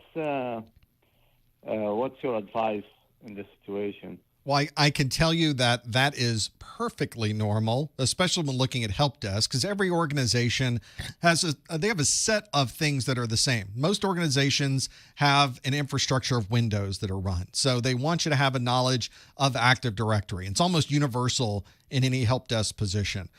Some places, though, might have half of the systems are Mac OS. So they may ask you to have some knowledge of Mac OS. Another organization has no Mac OS, but they're running primarily this big accounting software, and they want you to have some familiarity with this accounting software. So every place you go is going to be a little bit different, and every place you go, there's going to be a learning curve. You're never going to find somewhere where you are a perfect fit from day one, and you know all of the software and all of the tools that they use, and you're familiar and can work right out of the gate, because the employers know that that's not feasible either.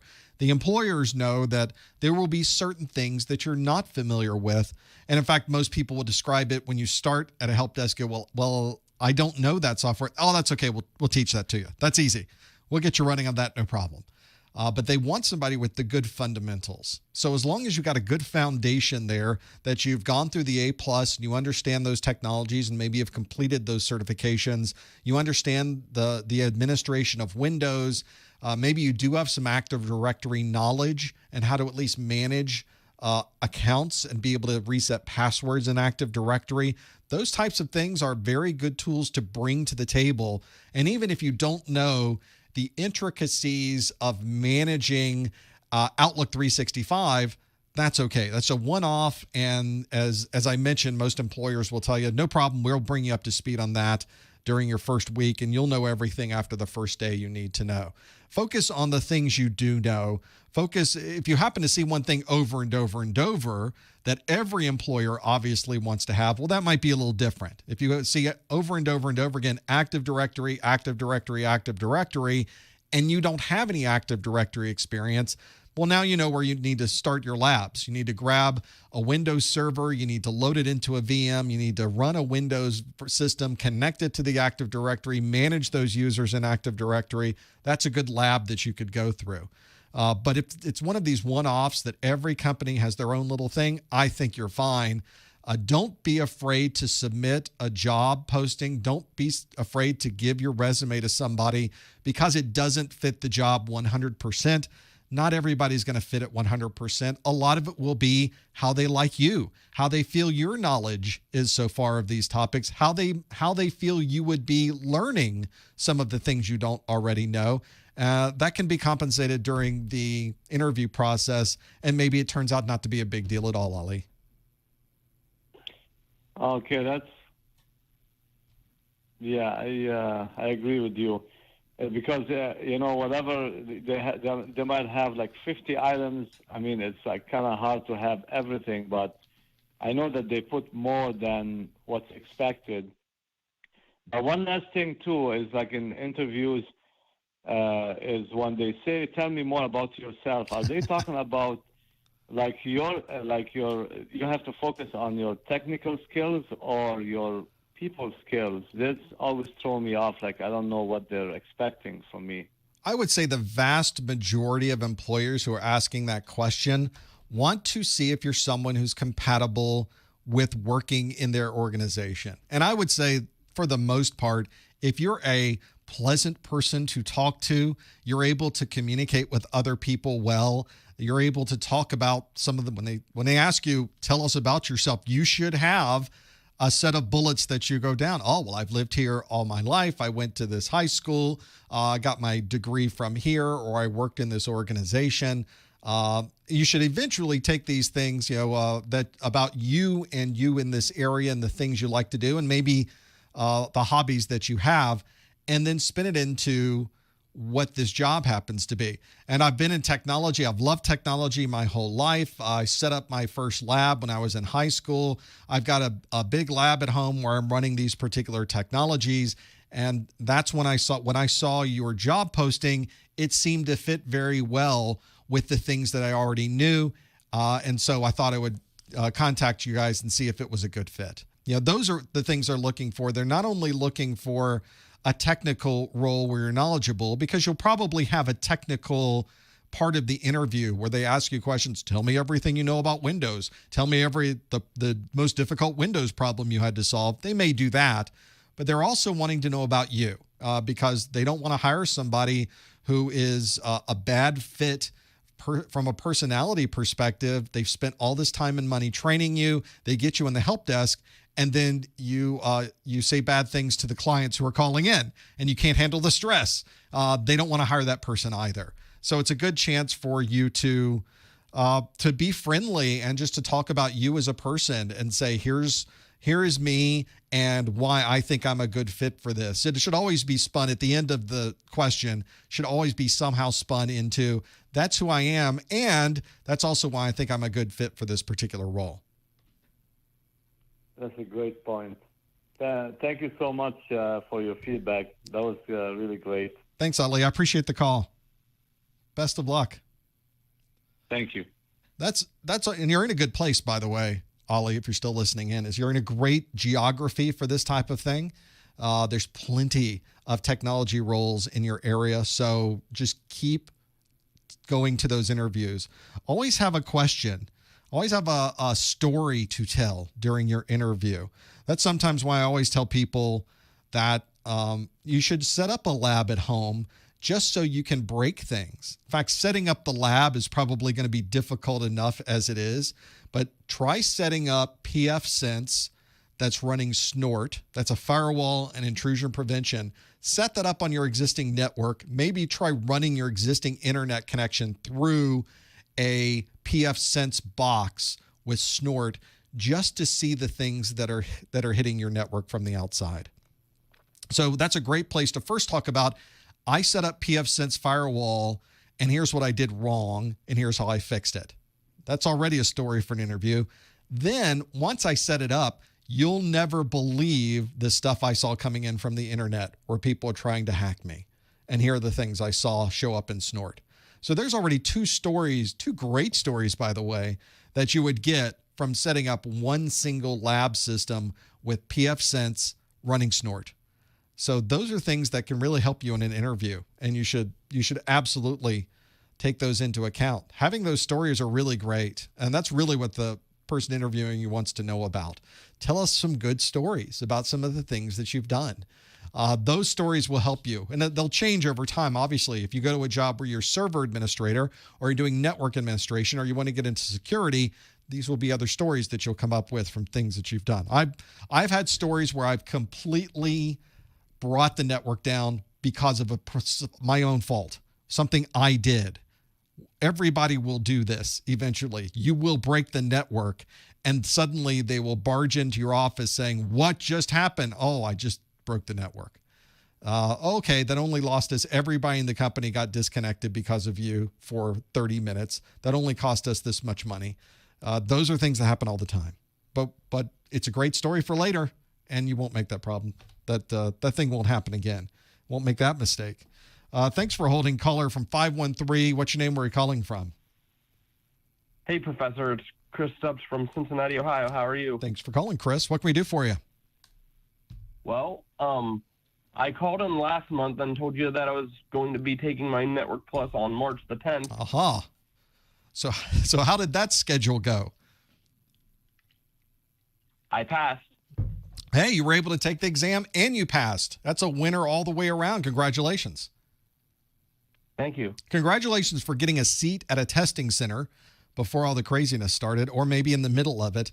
And secondly, congratulations on passing what is admittedly a very complex and challenging exam to study for. So well done. If you had to give one tip, we obviously can't give anything away about the specifics of the exam, but if you had to give one tip to the people that are listening in, what are the one or two things that you would recommend that they do for their studies? Practice, practice, practice. You mean like a hands-on kind of practice? Mm-hmm. Yes. So, which is something I wasn't able to do because it was a separate thing I had to purchase from CompTIA. So we're learning from your mistakes. Is that what you're saying, Chris? Yes. So get at the command line. In fact, there's a whole video I do just on command line tools that might be a good thing to run through. And in fact, I made that video so you could follow along with me. That's one type of thing you could do. Are there other things you could think people could do? Well, finding videos from you or from other providers like Train Signal or other providers like them. I think getting any type of hands-on is always a good idea, regardless of where you get the lab from, regardless of what you're doing. I know on my site, I've got my recommended Network Plus resources. It's in the pull-down menus on my site. There's a section in there in place on books that have labs on them. I always recommend you have a look at those and see if that makes sense for your studies, because I think doing the hands-on is really a different way to learn. It's a way to learn that's different than reading a book. It's different than watching videos.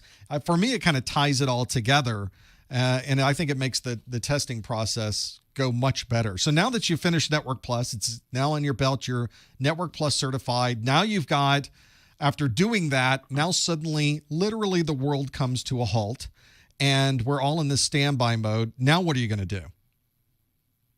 Well,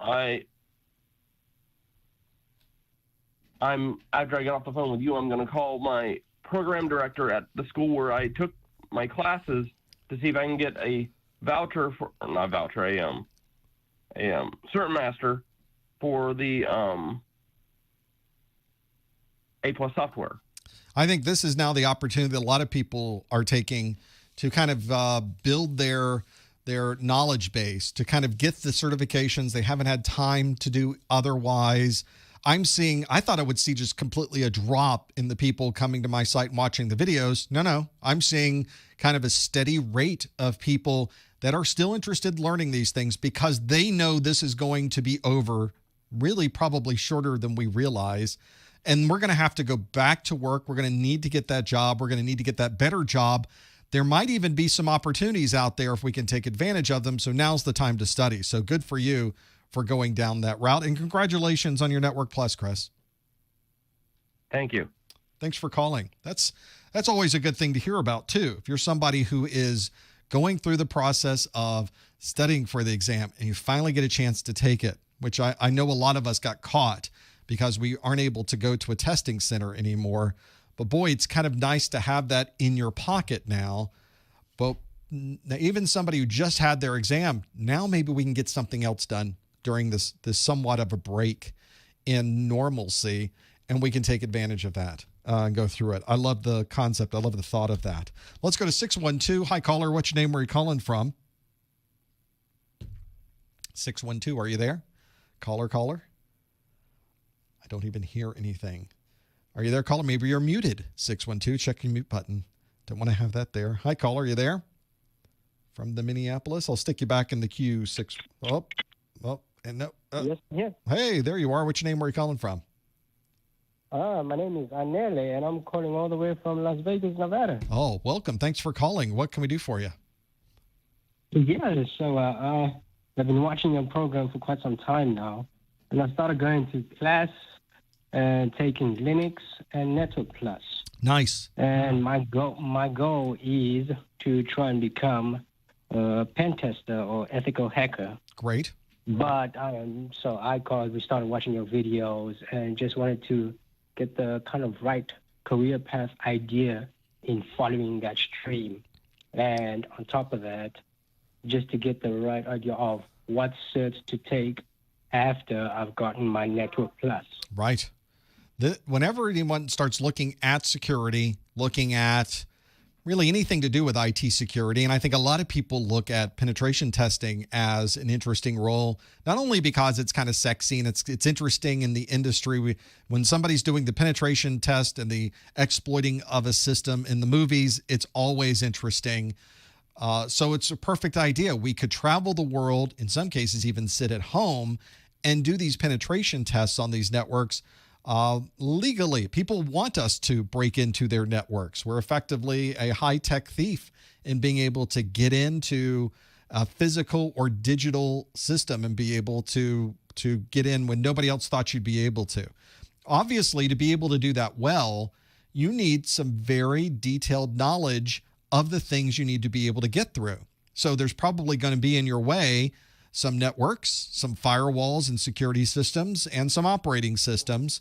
Those are three areas where you need to effectively become somewhat of an expert. You need to be very familiar with operating systems, Windows and Linux specifically, and to some degree, I guess, Mac OS, but primarily Windows and Linux in most people's working infrastructure.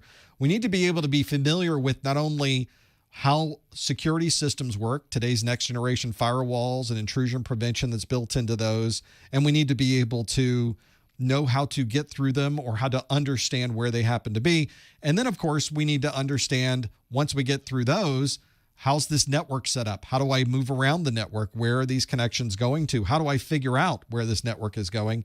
All of those things are, it's almost, you can think of a lifetime of knowledge you would need to do any of these things well, except you don't have a lifetime to be able to do this. You need to gather as much information as you can about all three of those things to be able to do well. And then on top of that, now how do you break into those?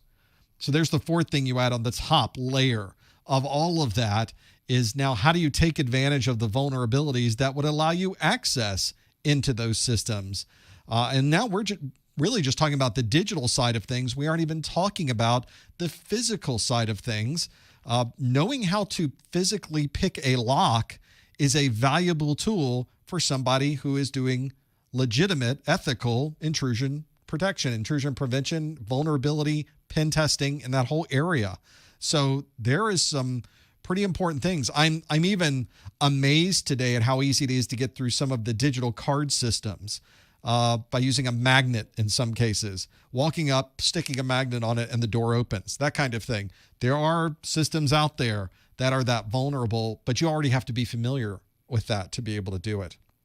So whenever I tell people that they're interested in getting into security and they're really starting at the bottom or they're really at the beginning of this path, I always tell people start learning those fundamentals. Learn as much as you can about the network because that is connected to everything. It's connected to all these systems you'll be hacking. It's connected to all of those operating systems. Understanding the network is key, and understanding the way protocols run across the network is key. Then you have to move into the operating systems to some degree. So the way certain applications operate is important. And the thing to keep in mind is you will never know everything about everything. If I spent my entire career working, I think it's interesting working on forensics. I find that a very interesting part of security. My part of security and the roles I played in the industry never got into any of that. I would have loved to have done that eventually, but mine was more on the firewall side and all the technologies associated with the firewall and cloud-based, being able to identify viruses from cloud-based systems and being able to implement these technologies in the cloud and being able to handle this next generation firewall. I really had to be a pro and understand all the intricacies of that. So I didn't even get into another world's worth of security knowledge that was out there because I didn't need to. There were people like you that wanted to get into pen testing and do that were heading that direction. So even if you go one direction or another, you're still going to find there will be places where you have some gaps where you just aren't able to learn everything you need to learn in those areas because it's just too big. There's no way one person will know everything about everything. And what you'll find is as you move up into those roles, even if you get into pen testing, you might even be niche for the particular penetration testing. Maybe you're the Linux operating system expert. Maybe you're the Salesforce.com application expert. Maybe you're the Windows Active Directory expert. So you'll even see some very specific niches come off of that. I listened to one conversation somebody did at a event we did where he talked about hard drive forensics. He spent the entire hour just talking about the things they had done to find data on a hard drive. We weren't even talking about Windows or Linux or Mac OS or applications. He was just talking about hard drives. So there's always a place for what you're looking to do. You just need to build up the right skill set so that when you're ready to make that jump, you start moving up the step one at a time to be able to do the things you want to do, whether it's Linux certifications, Microsoft certifications, application-specific certs, security-specific certs. There's plenty of options out there. My best recommendation is just start going. Just start learning as much as you can, and you'll be surprised how easy it is now once you start the process, where now you're able to keep that momentum. You're able to keep that conversation going, that learning process going, and you'll be surprised how fast it goes at that point. Okay, wow. I appreciate the call. It's a fantastic path you're on. The way things go in this industry, what you think you're going to be doing in 10 years is almost never what it ends up being, but usually that's for the best. It's usually something more interesting that has come along and you sort of bend that direction.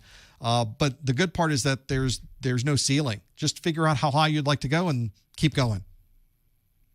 Thank you very much for your time, Professor. I appreciate the call. Thanks a lot. I think that's a good, solid question to start with. I think a lot of people take their Security Plus certification and they pass it and they go, okay, I am ready for my security role now.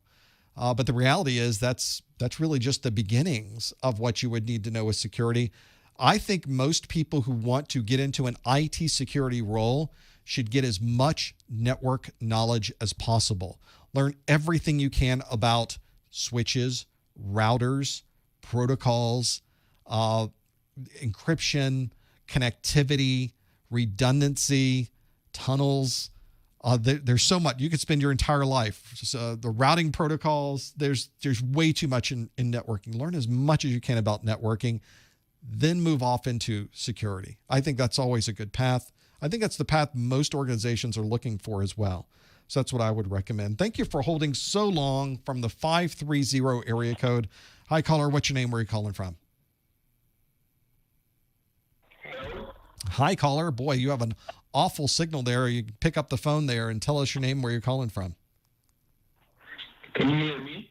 Sounds like you're on a speakerphone or something there. Do you have a different mic, or can you pick up the phone? Otherwise, we'll... I'm on Skype, calling from the UK. Okay. My name is Alessandro. Oh, we can hear you pretty well. Tell us your question. I've never done any IT exam or never studied IT, but on my own, I like IT. I've done things in IT, and I took a practice exam of pass with 100%. And also, I was thinking to do directly the Security Plus. Okay.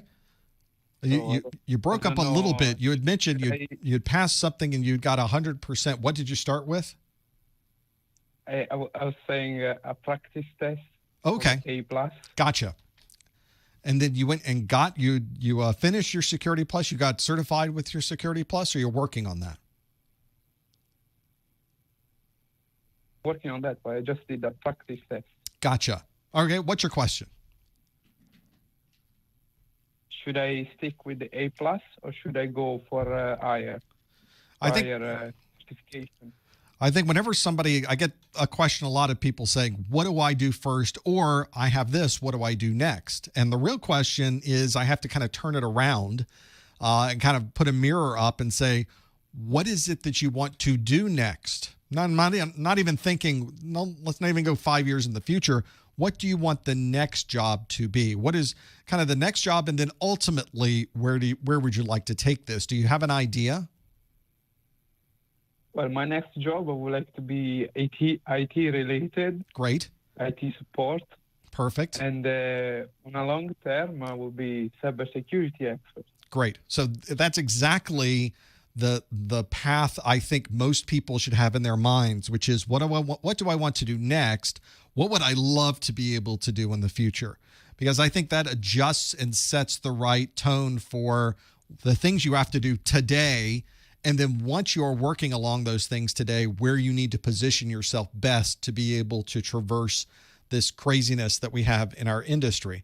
If you're looking to get a support role in our industry, help desk seems to be a great place to start. I started on a corporate help desk. Really, my first IT job was in operations with mainframes.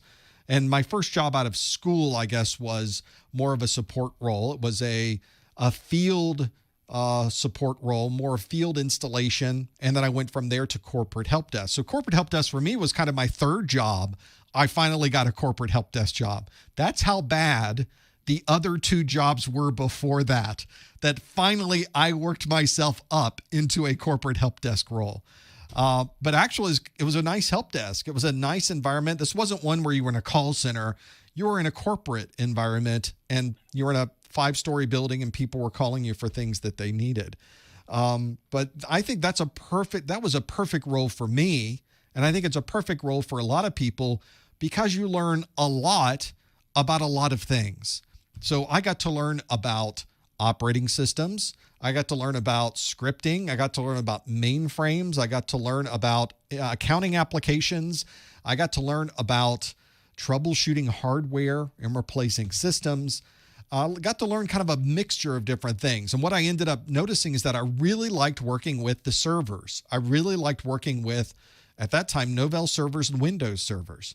So I ended up moving from a help desk position, and my move out of the help desk was server administration. And then I went from there to network administration and then into security. That was a kind of a longer path. That's a much abbreviated version of how that went. But that was one where I really didn't know where this was taking me. You at least have an idea. I'd love to be in security one day. Well, when I started in IT, there was no huge security role available. There really wasn't a CSO did not exist in many environments anywhere. We barely had antivirus at the time. So that software was something that was not commonly run on people's machines. So things have changed dramatically. But the goal to me is if you're looking to get a job in a help desk or a support position, that's what A+ starts with. A+ is a perfect building block to have that. And I mentioned A+. Some people in the chat room say they started with the beginning, the ITF, which is the fundamentals, the IT fundamentals program from CompTIA, which is also a good place to start. I often say start with A+ because most employers know of the A+ certification. And if you've worked with the A+ content and earned that certification, that they put a little check mark next to you on that one. You can get through a few filters a little bit better than the IT fundamentals certification that CompTIA has. But if this is something that's really all brand new to you and you feel like A+ is a little bit too much of a jump, maybe IT fundamentals is the right place to start. CompTIA, in fact, just said on their website, if you go to... Too easy for me. It might be. And for many people, I think it might be. CompTIA did say that they are making IT fundamentals training available on their website for free over these next coming weeks or months. So that for some people, that might make sense. For people, most people, I say, try the A+ first. Go through those, get a familiarity with that content. I think that will take you farther when it comes time to get that job in the help desk. Okay. Well, and then next get the other ones. Absolutely. Good luck, Alexandro. I think that's a great place to go and a great place to start. See if that makes sense for you too. Okay. Thank you. There is a lot of options once you get past that. So once you get your A+, do you go Network Plus? Do you go Security Plus? Some people want to go Cisco. Some people want to go Microsoft. Maybe all of those are the right answer, depending on what you want that next thing to be. So figure out what that next thing should be, and you can start making the changes from there. I think it also depends on what your potential employers might want. It might be a good chance to go out to the different websites where people have job postings and get a summary of what they're asking for. That's a great place to start documenting it too. Create a spreadsheet, find out every employer in your area that's hiring for help desk, put down what all of the different requirements are, and see if you start to see some similarities between them. That might help as well. Let's go to 619. Hi, caller. What's your name? Where are you calling from? Hi, my name is Amar. I'm calling from San Diego, California, and currently quarantined in my bedroom. And I have a couple questions. How are you, first of all? Well, we are all in the same boat, I think, effectively. I think a lot of us are not moving from the rooms we're in. I never leave my studio, so perhaps I'm a little spoiled in that perspective. So everybody else, welcome to my world. What can we do for you, Amar?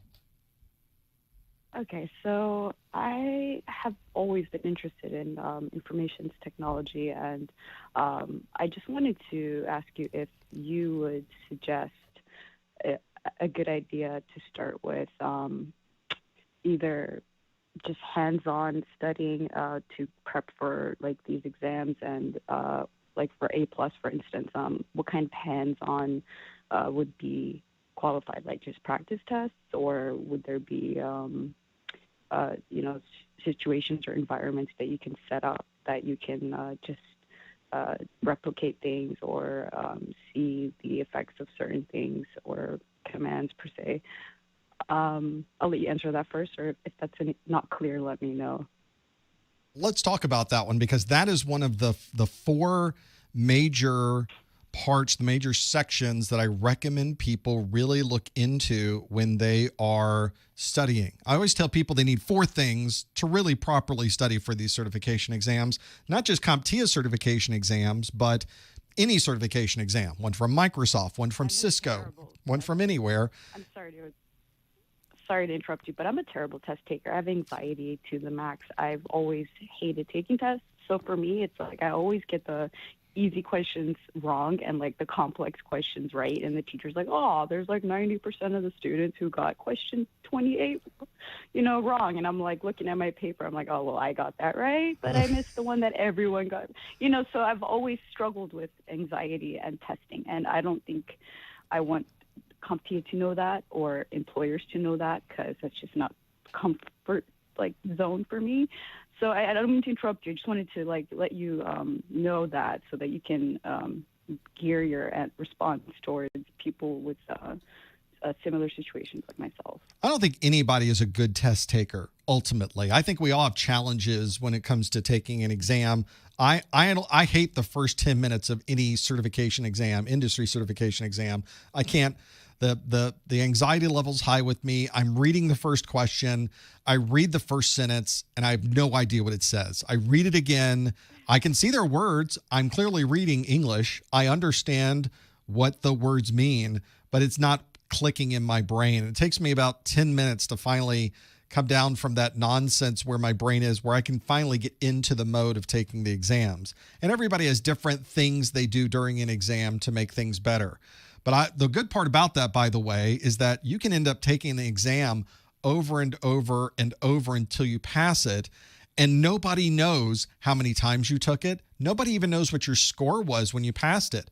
Did you score the minimum needed, or did you score a perfect score? Doesn't matter. It's not on your certification. They don't store it anywhere for other people to see. And most people don't care. They just want to know, did you pass the certification exam? Now let's check that one off and go to the next thing.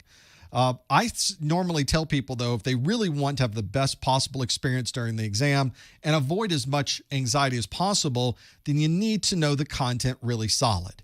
It helps a lot if walking into the exam, you're really, really confident on what you know with this exam.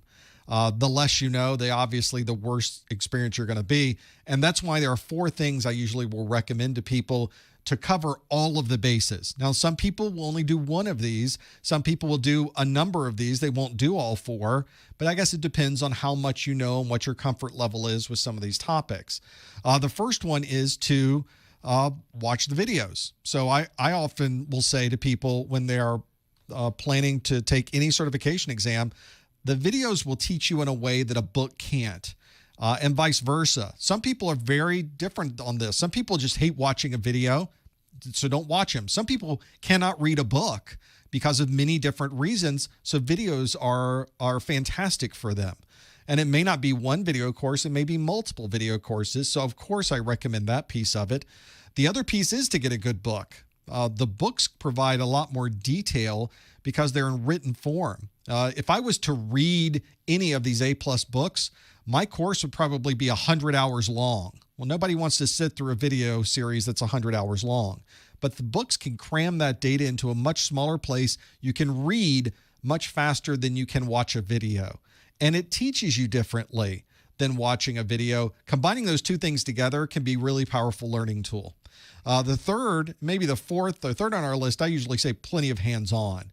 Go through some labs. When I talk about using the traceroute utility, it helps if you've run the traceroute utility before. And if you haven't, this is a great opportunity to use the traceroute utility and then understand what it's telling you. So having that hands-on puts those 2 things together, I think. I've watched the video. I've read about this. Let's do it ourselves. Oh, that's how it works. Sometimes that fires that synapse that never gets fired because you've never put in the muscle memory to run that command and see what happens when you run it. Plus, you could try different trace routes, different places, and see if there's any difference, or see if something happens you weren't expecting, and then go research why it's different than what you expected. And lastly on the list is lots of Q&A. I always tell people, do you really know if you're ready for the exam? Do you really think you've learned everything you need to learn by watching the videos and reading the book and doing the hands-on? Doing plenty of Q&A is really going to give you that feedback. So those are the 4 things that I first will tell everybody, regardless of how good of a test taker you are. You need all 4 of those things to give yourself the best possible chance of passing this exam.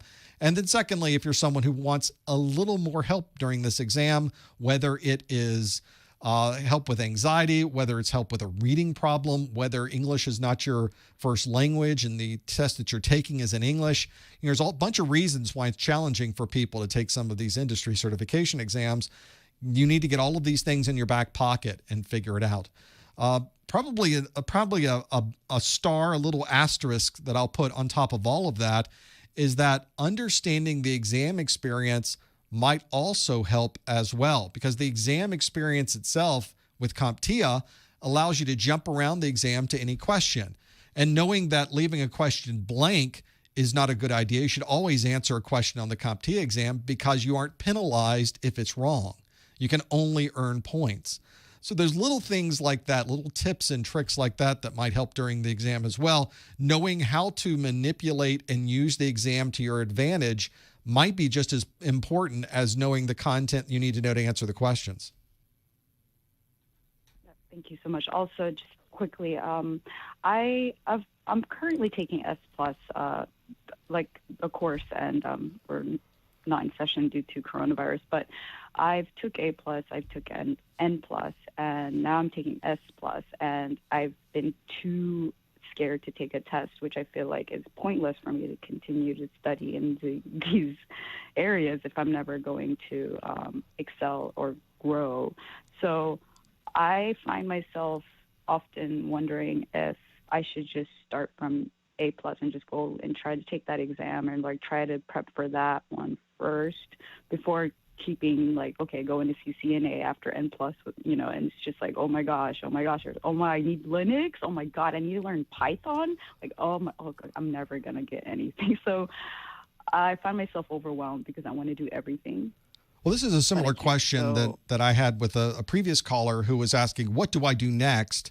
And so the real question I have is, what do you want to do next? And that's really going to help dictate the type of industry certification and other credentials you're going to want to have your hands on. So do you have an idea of what you would like your next job in IT to be? And maybe longer term, eventually, is there an idea of where you might want to go with that? Well, I've always been hardware-based. I've loved hardware and also interested in just security protocols and just penetration in general. But give me 1 second. I think those are two great places to focus on, because I think the first is hardware and kind of understanding infrastructure and understanding the systems. This is where I started with hardware. I was a field tech who, when the hardware would break or when somebody would need to install new hardware, I was the one sent out to either replace the hardware that was in place or to be able to fix the hardware that was there. The thing that I found, though, is having the knowledge of the hardware almost leads you into a knowledge of the software. Because once you now understand the motherboard, you know how to set up all of the systems on the motherboard, you know where everything is connected to, you know how the power's set up. You kind of got to measure the power with your multimeter and getting a feel for that. Now getting an understanding of the software is important too. And you'll notice when the A+ in the A+ certification, you get both of those. You get a knowledge of the hardware, but then they're also putting Linux and Windows right on top of that and helping you to get a knowledge of those things. And then they give you a dash of networking, they give you a dash of security, because you're going to need those things as well with all of those. So A+, I think, is a great place to start if you want the fundamentals. And what you'll find is once you become more familiar with A+ and some of the networking technologies that are there and some of the hardware and the Windows functionality.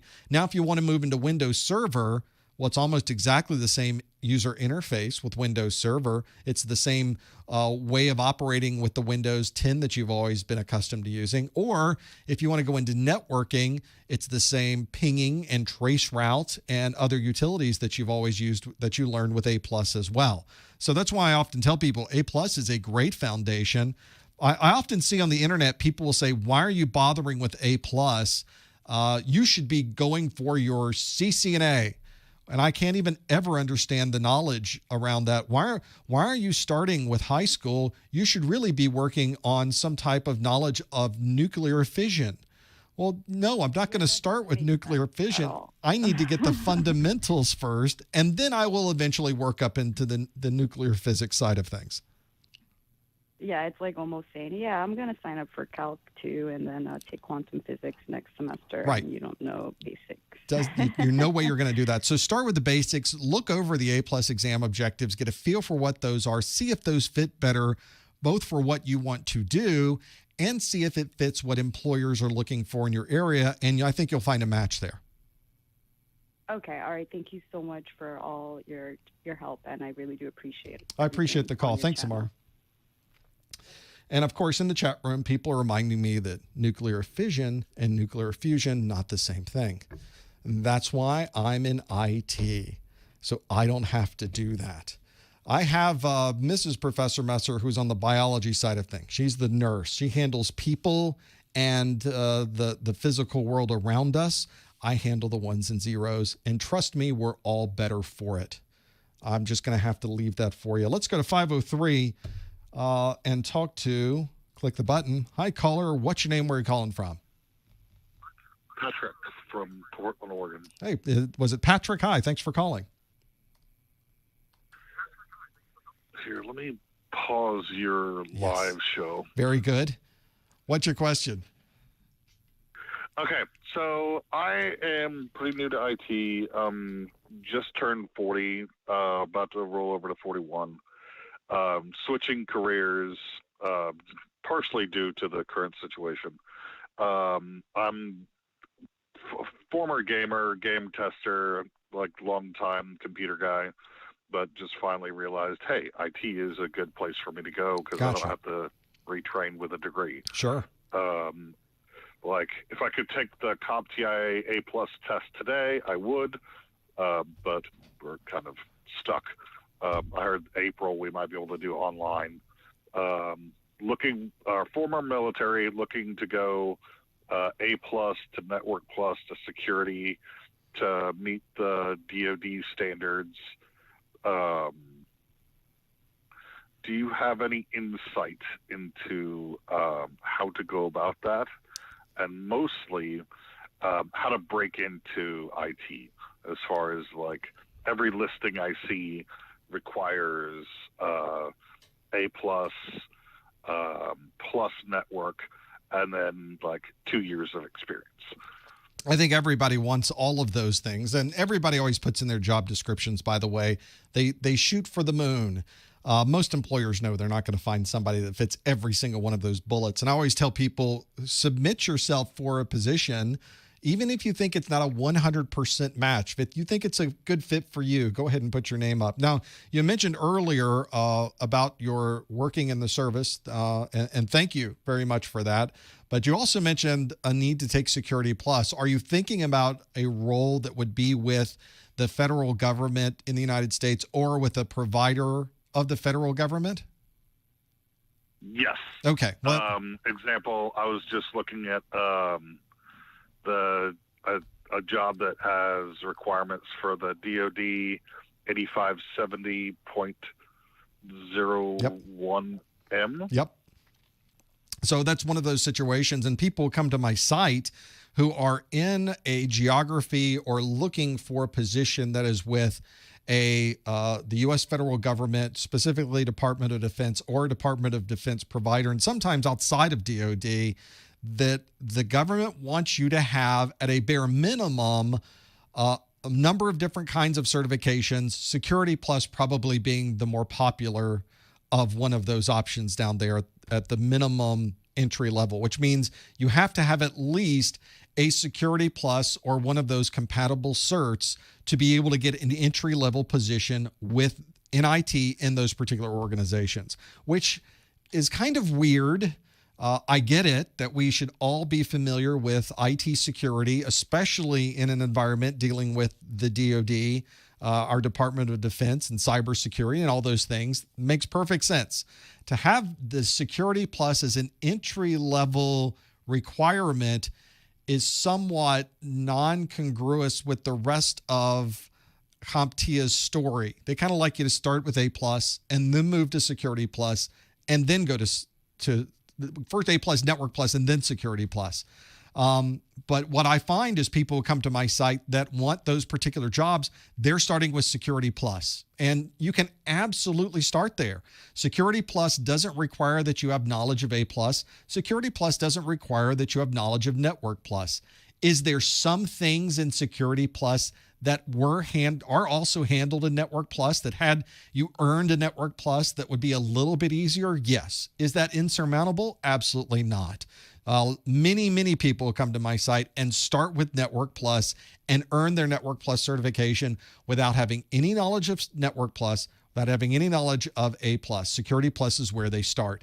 When I look at my path with CompTIA, I was working in a security role with a security company, Network Associates at the time, and the first certification I got from CompTIA was my Security Plus certification.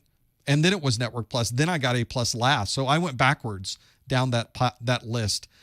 It just depends on where you are, what you're doing, and what your goals are. So if you're trying to get that first job in IT, and it's going to be with someone who's DoD or requires some of those DoD requirements, then Security Plus you're going to have to do. Whether it's now or just before you get the job, Security Plus is on that list. But as you've seen, many employers, especially at entry level, love to see A plus as well, and it makes perfect sense. You've got a knowledge of hardware, you understand the Windows operating system, you understand a little bit of networking, you understand a little bit of security, and you've got that foundation that you need that you're not going to get with Security Plus because those really are two very, very, very different certifications. It just depends on what your requirements are. Other people around the country, if they're not getting a job working for the Department of Defense or a Department of Defense provider, then they're probably not starting with Security Plus. They're probably starting with A plus. So it's really, I think you've got the right idea that you're going to have to do Security Plus. And if you'd like to make that the first one you do, that's perfectly feasible. But I think you're also going to have to go back if you're looking to get into IT, that having that knowledge of hardware and operating systems that comes with the A plus is also going to be valuable. Whether it's valuable to an employer almost doesn't matter. If you want to get into IT, those are the things you're going to need to know. Whether you earn that certification or not, that's a basic foundational knowledge you're going to use throughout your career in IT. You better know hardware. You better know operating systems. You're going to touch them every day. That's fair. As far as, are you familiar with the IAT level 1, level 2? Only on a very tertiary level, because people talk about it when they come to get their Security Plus cert. Okay. The example, CCNA Security, is that different than CCNA? Oh, yes.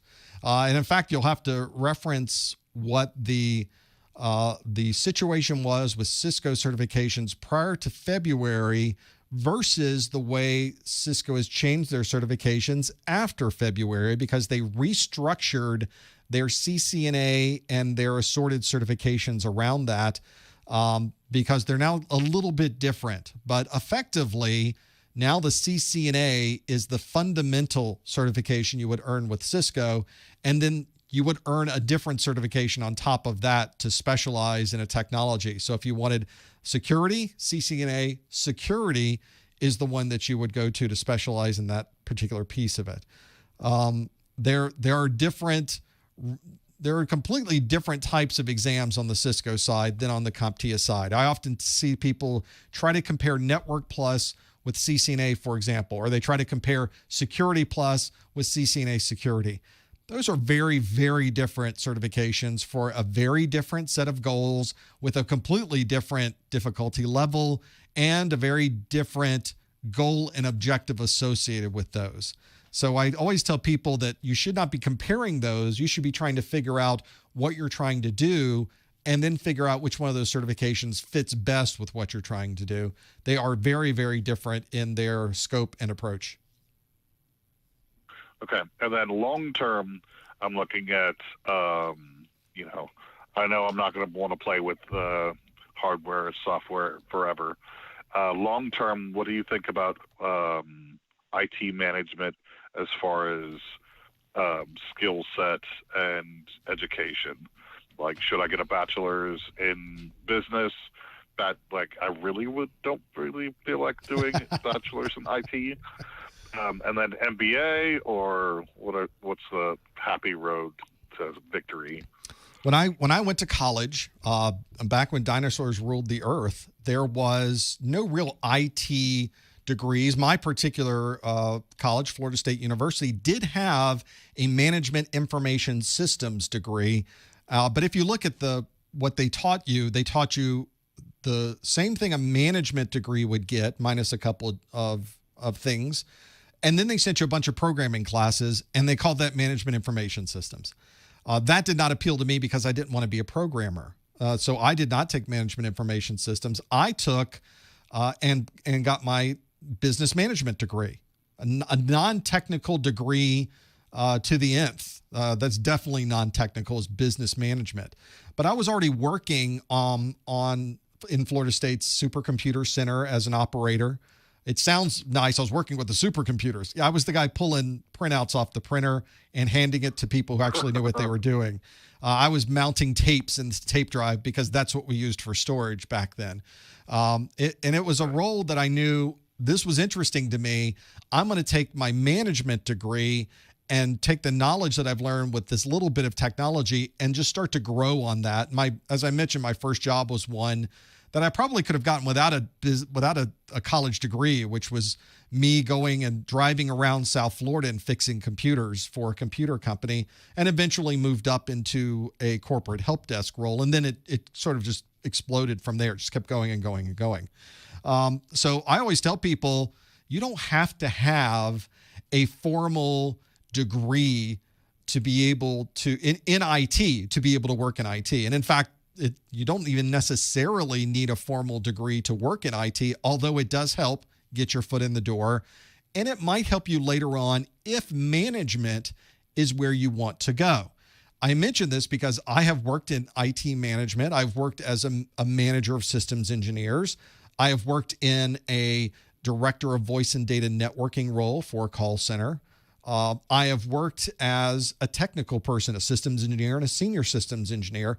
Although I think I did an okay job as a manager, I did not enjoy being a manager. It was not what I really liked to do.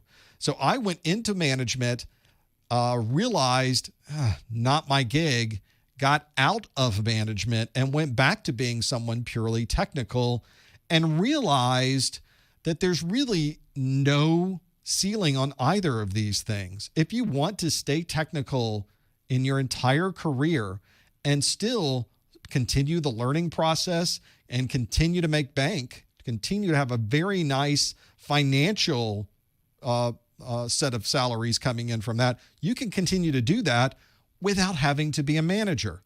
Are there some advantages going into management financially and otherwise? Yes, there certainly are. It just became too much of a babysitter for the type of thing I like to do. Some people are very good at that. I am not very good at that.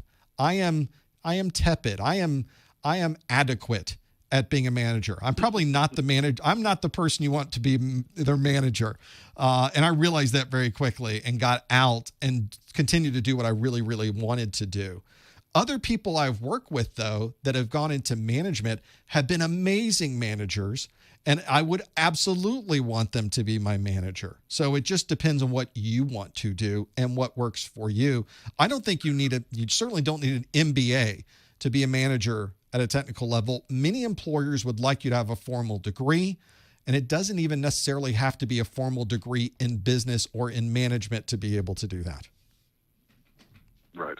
Okay. And short term, after this little thing happens, I just realized that there's a program called Vet Tech, pilot program from the VA that they'll pay for coding boot camps or what have you. Is there a recommended IT kind of boot camp? I heard about one. I just haven't really dialed one in. You know, I wish I could give you that off the top of my head. Someone did send me some information about a pilot program going on now for IT type training and resources for vets. And if you would send me a note, go to the top or the bottom of my website, click the contact us link and send me a reminder so I can sift through my email and find that. Because of the corporate structure I use and the way that my company is set up, I'm not able to participate in those programs because there is ridiculous papers that there's things the government wants that I can't provide to them. There's actually a list of those things. But being someone who is an internet company almost immediately disqualifies you because they don't think you're real. So I can't participate in that. And I send them a note back saying, you're very gracious to even ask, but I just can't participate because I can't earn the thing that you need to be able to do this thing. But they did send me information on it. And I'll be glad to forward that to you so you can at least reach out to them. And what was your link or whatever? At the top or the bottom of the ProfessorMesser.com website is a contact us link. Find that and you can send it away. Okay. Alrighty. Thank you for your time. I appreciate it. Thanks, Patrick. Best of luck. Maybe we'll get a connection there and you'll be able to grab those things and take advantage of it because the government wants to spend the money to get people trained who are veterans in these technologies. And although I can't participate, I'm more than happy to help along those lines. Let's get 571. Hi, caller. What's your name? Where are you calling from? Hi, caller. Caller. Are you there? I hear noises. I hear you there. Are you there, 571? Yes. Hi, what's your name? Where are you calling from? Yes, my name is Chris. I'm calling from Northern Virginia. Hi, Chris. What's your question? Yeah. So I came along a little bit of, now I just wanted to ask as far as for, using VPN and using Tor, have you ever dealt with those two different, I guess, things? Is there a difference between using the Tor and this is a very simple question, the difference between using Tor and VPN? Do you recommend any of those, or is there one of those that you recommend using ever? Especially if someone is doing remote work or anything like that. There are pluses and minuses, advantages and disadvantages to both of those. Although in a pinch, either can do maybe what you need to do.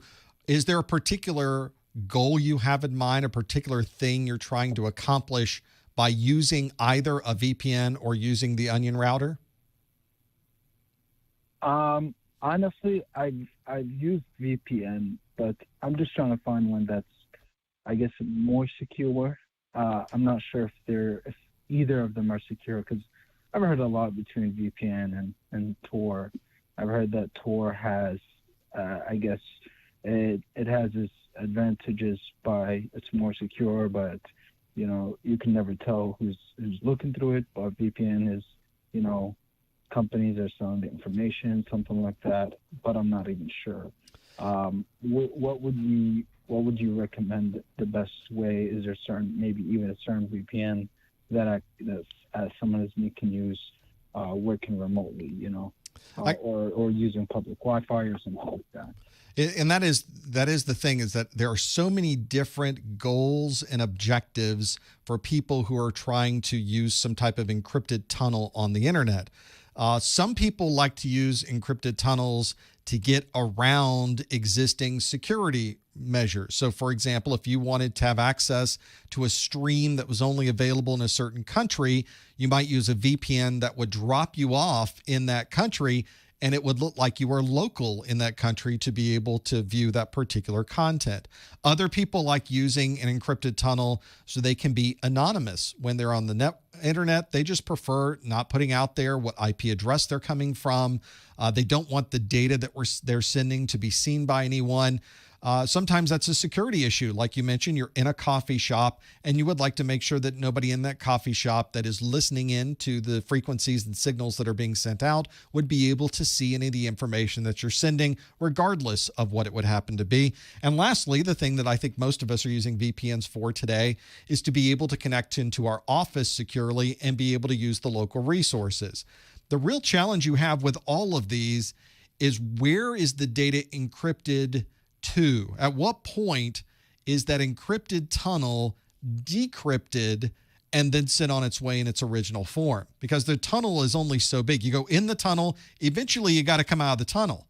So where are you coming out of the tunnel? If you're working for a corporation and you're using the corporation's VPN, then you're encrypted from your machine all the way into probably a server that is inside of your corporate network, or at least inside of a protected network that is controlled by your company, which means that when you come out of the tunnel, you're at least in a protected area that you can feel comfortable with before it's now sent back through the tunnel.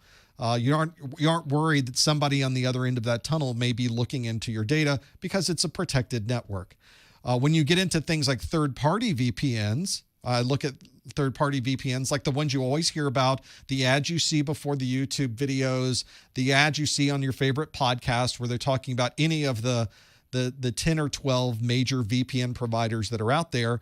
When you come out of the tunnel, you're on that VPN provider's data center or on their network, and now you have to take the next step to get to where you need to be on the open public internet. They aren't dropping you off at your endpoint. They're dropping you off somewhere away from your coffee shop, but they're still in the clear traffic that you'll have to take those additional paths once you come out of the tunnel. And the last one is Tor. You mentioned TOR. For those of you not familiar with Tor, it's the Onion router. Think of it as a user-created mesh of VPNs where you can simply hop into the mesh and find your way through this mesh of encrypted tunnels to the end, where you then pop out of the Onion router back onto the internet again. Another challenge with that is you don't know whose networks you are going through at that time. When you pop out of the tunnel, you don't know where you're going to be coming out. And of course, somebody could be monitoring that, you popping out of the tunnel on the other side and seeing your traffic at that point. So there's pluses and minuses. Tor at least keeps your data private to a point. Third-party VPNs keep your data private to a point. And using your corporate VPN keeps your data private, at least your corporate network. But then if you want to go anywhere else on the internet, that doesn't help very much. So it's kind of a combination of advantages and disadvantages. You have to find the one that fits best for what you're trying to do. I've noticed in my career that a lot of corporate providers frown on having people within their network use Tor, because they can't see what people are doing on their corporate network. So it's kind of frowned upon in the corporate environment. You see a lot more people using it casually, but there are plenty of stories out there about government agencies creating their own Tor exit nodes and keeping their own statistics of people who are using Tor. So there's your advantages and disadvantages. Tor kind of got a bad rep and a black eye because of the dark web and the way people access it using the Onion router. That's I think one of the challenges you run into is now there's so much people looking into it on the government side. Maybe it's not as a useful a tool as it used to be, or maybe you're just fine with that. It's your decision to make. Okay. All right. I think that answers my question. Now, does that also have to do anything with proxy servers? Those are considered as proxy servers, or am I getting that wrong? Am I getting that mixed up? No, there's a whole nother set of technologies, which are proxy servers, open proxies, they call them on the internet, where a third party will set up a proxy server. A proxy server is something that sits in the middle of a conversation between you and the rest of the network. You effectively surf to a proxy server and you tell the proxy server, I would like to see the ESPN website. Maybe where you work, the ESPN website is blocked. So you surf to this proxy server, which then you tell the proxy server, I'd like to see ESPN, please. The proxy server grabs ESPN, brings it back to the proxy server, and then finally delivers it to you, effectively circumventing any URL filtering you might have in your organization. That's kind of a black hat way of taking advantage of these proxy servers. But I would say the vast majority of people using proxy servers are using it to circumvent existing security controls. The problem you have with most open proxies out on the internet that are doing this function is that you don't know who's running the proxy server. You don't know if they're injecting any traffic into the stream back to you. And in fact, most of the time, they're wrapping ads around it and who knows what else to be able to send that page of ESPN back to your machine. They are incredibly insecure method of getting around security systems. They are almost always a little shady in the things that they're doing. And those two things alone are enough to tell most people not to use them. In fact, many of the next generation firewalls that I used to work with had a database of proxies because these proxies are changing all the time. And they just kept a running list of all of the proxies. And most next generation firewalls will block a open proxy based on the communication method, the flow of data, rather than a specific IP address. It'll recognize it's an open proxy and just block it based on traffic patterns. So that's another probably not so great way to surf around the internet, is to use an open proxy. Okay, and this would be my last question. And this is also, I guess, regarding the VPN proxy server in Tor. Is it more secure through using Wi-Fi or internet, using an internet service provider, than when you're using 4G LTE? Or 4G LTE, are those safer than what you would use at home, like an internet? Well, the question for those of you listening in, if you're surfing the internet, should I be using the Wi-Fi from a internet service provider, or should you be using perhaps LTE service from a traditional cellular phone provider? And I think this is a question that's going to become much more interesting as 5G is rolled out, and in some cases it's faster than the internet service provider link that we have at home. Your wireless is suddenly going to be incredibly fast. On the cellular side, we all might want to jump over there and use that network. It might be safer to the point where you're going over the cellular network. There's obviously fewer people are listening in to the cellular frequencies than they're listening into your local Wi-Fi. It's a little bit harder to listen in, but not impossible. The real challenge you have, though, is once you leave the cellular provider's network, you have the same security problems as leaving your local internet service provider's network. You're still out on the internet. You're still sending data in the clear. I find it very common to use when I was working professionally. I used a VPN in a hotel. I used a VPN when I was tethering to my phone. I just always used a VPN to connect back to my corporate network because I was in control of both sides.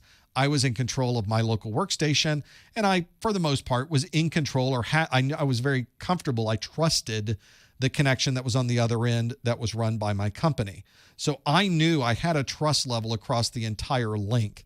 Whenever you're not encrypting data, you never know who might be listening in. There's always the potential for someone to listen into that traffic and grab information. And so that's why I think for most people, any type of encryption is better than none at all.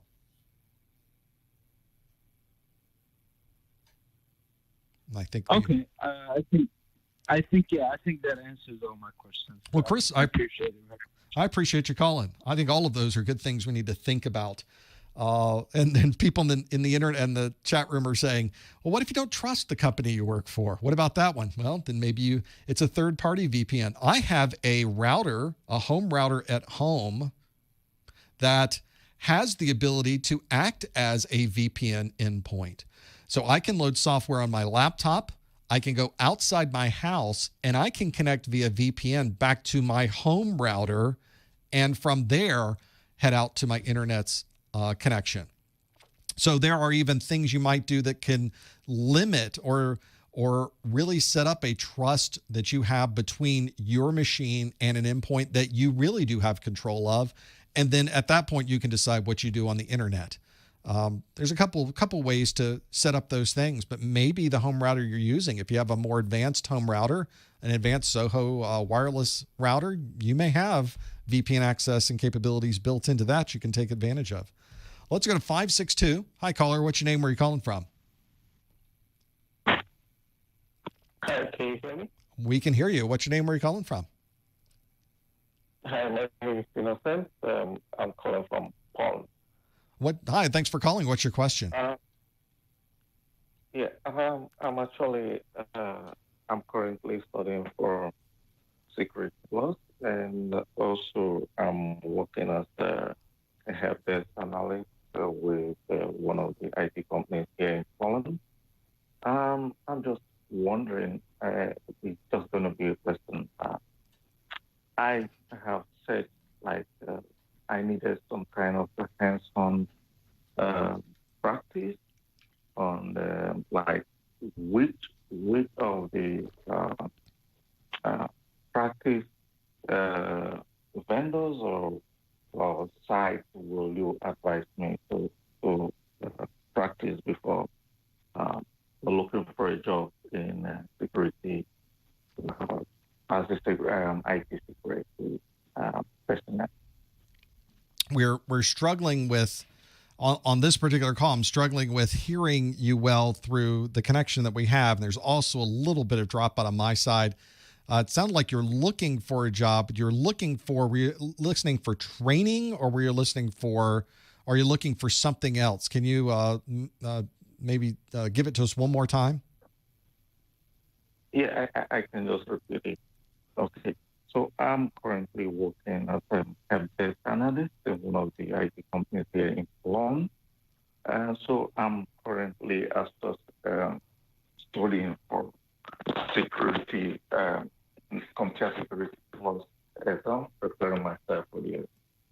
But I'm just wondering if which of these I just needed yet to practice to have a hands-on experience on this field. Okay, so you're studying for Security Plus. Now's the point where you need some type of practice to be able to really see if you know what you think you should know for the exam. This is probably one of the most common questions that I get is, how do I know when I'm really ready to go take this exam? And one of the things I recommend people to do is to take sample exams. I think that's a great thing you should do. I mentioned earlier in the study group that there are those 4 things I always mention, which is get a good book, watch some videos, get plenty of hands-on, which would be another good thing you can do, and get plenty of Q&A. For Security Plus, I have that same list of things for Security Plus that I have for A Plus and Network Plus. I have videos and course notes. Of course, get a good book. Get lots of Q&A. For Security Plus, I actually wrote a Q&A book. If you're looking for questions that have been specifically written to have the same feel as the Security Plus exam, I wrote a book for that. So I have 3 practice exams in my Security Plus practice exams book. That might be something you look at. There's also a lot of really good labs for Security Plus that can take you through some of these security challenges. You may want to look at some of those on my site for hands-on. That might help you a little bit, or at least give you an idea of places you can go to get some additional validation that you really did learn what you needed to learn for Security Plus. Have a look at some of those. Maybe that's what you need to really focus in and know exactly what you have learned and really get the validation that you're ready to go when it's time to take the exam. Thanks for calling. I appreciate you doing that. Let's go to the 619 area code. Hi, caller. What's your name? Where are you calling from? Hi, this is Sahara. I am calling from Lemon Grove, California. Thanks for calling. What's your question? Hey, I just wanted to get your preference for network monitoring software that is good to use for home-based networks. Wow, that's an interesting one. Is there a particular thing you are looking to monitor? Well, I mean, I kind of just want to monitor everything because it's my network. Yeah. And I mean, I've kind of played around with Packet Tracer. I've played around with, other things such as ones in your videos. I think there's just command line tool that you can use and just look at packets and network statistic softwares that I've used as well. And I think you said something about TS consent. I don't remember quite exactly what that was. Is that a program software, or is that like a protocol, or what is that? There's some of that you can get. Well, there's a couple places you can go to start breaking down some of these stats. Earlier, as you mentioned, I was talking about installing your own firewall and intrusion prevention system to be able to both monitor statistics that are coming through your network and to be able to monitor for any vulnerability attacks that may be coming through. So you've got some options there.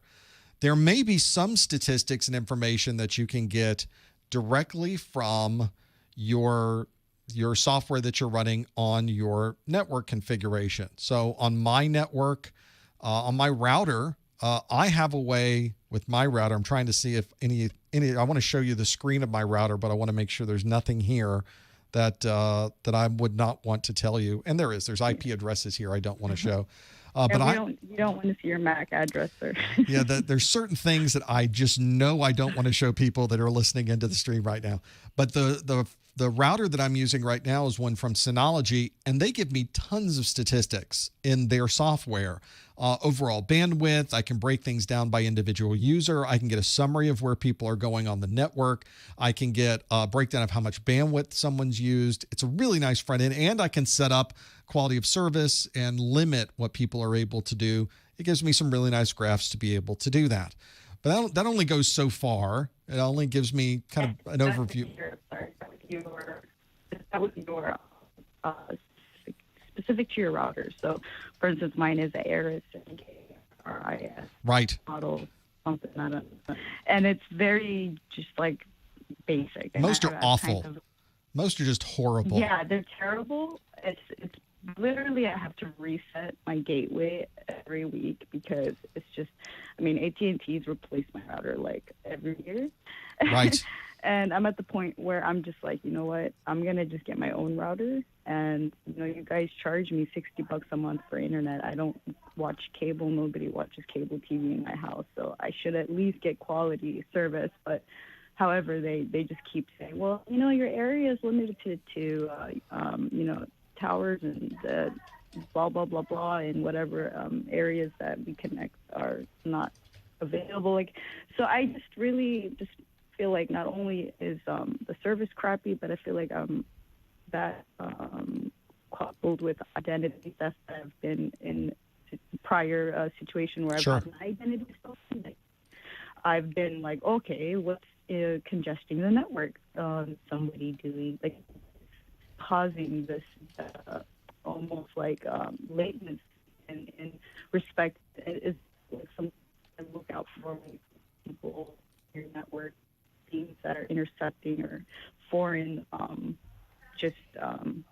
meddling of your network information. So I don't know whether to get mad at AT&T or whether I just need to get a better network monitoring. Well, there's a lot of things you can do along those lines. Well, if you wanted to change a wireless access point that you had, and there are open source firmwares that you could install on certain pieces of hardware, that has its own complexities, and in some cases not as good as it sounds.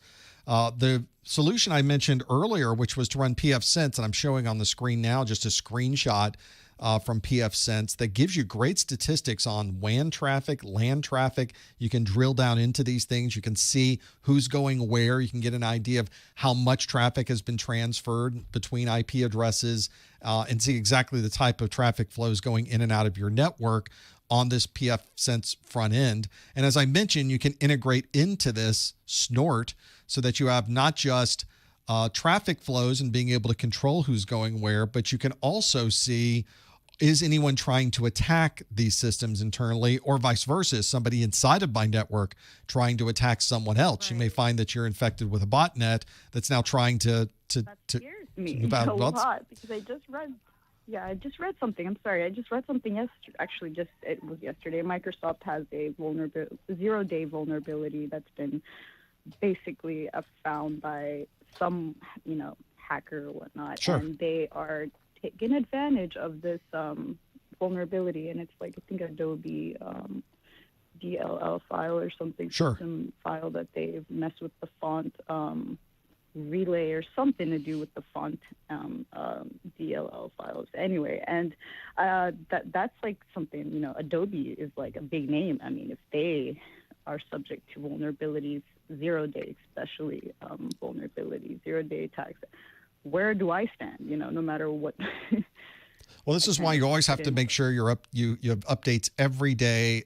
Keep the operating systems up and running. The software I mentioned for firewall was pfSense. It's one that there's a free version of it. They also have hardware devices that you can get if you prefer having a physical hardware device to plug into. They make individual firewalls you can use for that as well. So have a look at that. That's a great way to get more statistics. Some of these are very inexpensive, designed for the small office, and really kind of a nice way to monitor and track what's going on in your network.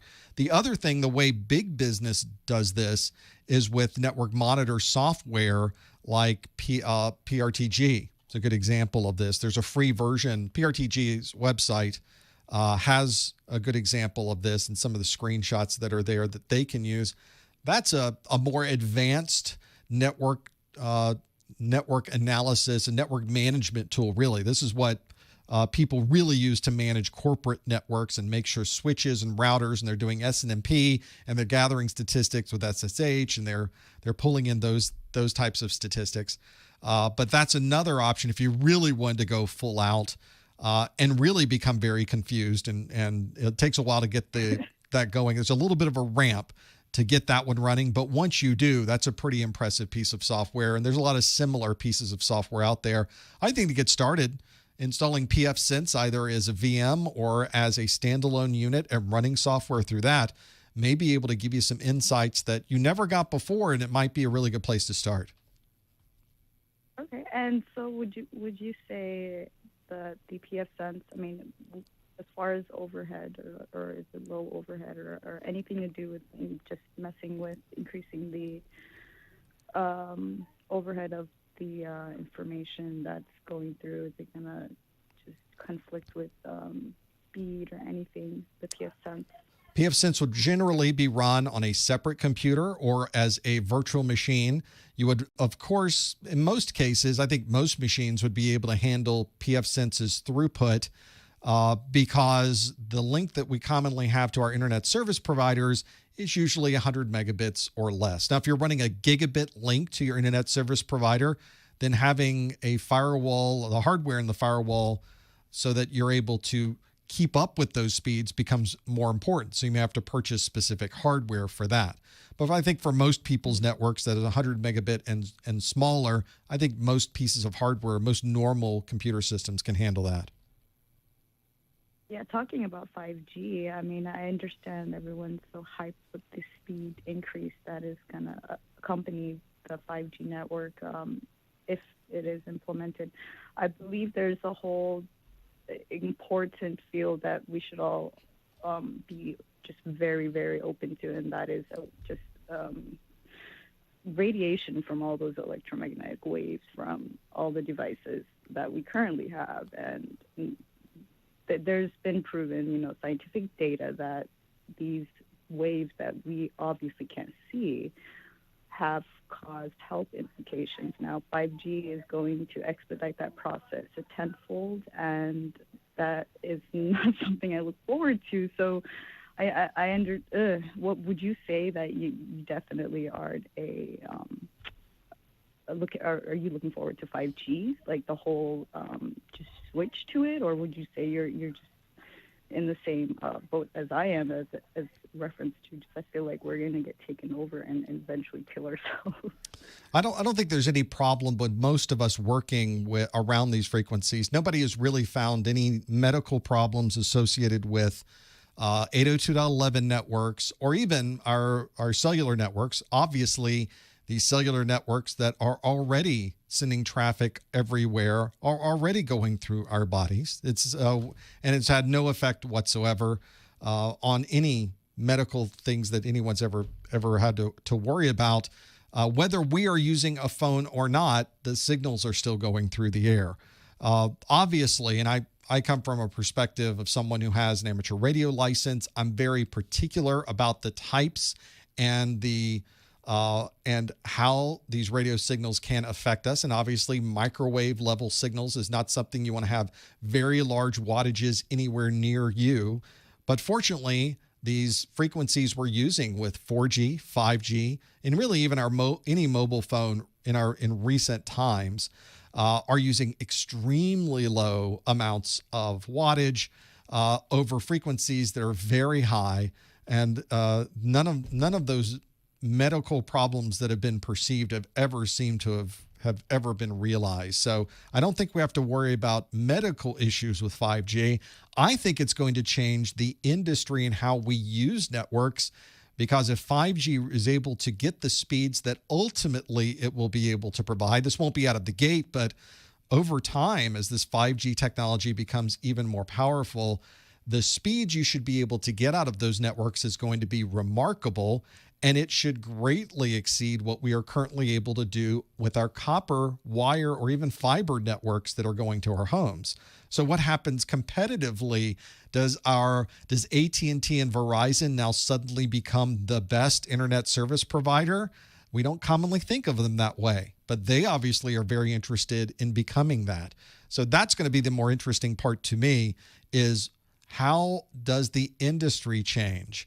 And what does that mean for all of us that have our current network connections at home? Are we all just going to be going wireless and that's the way we go in the future? We'll have to see.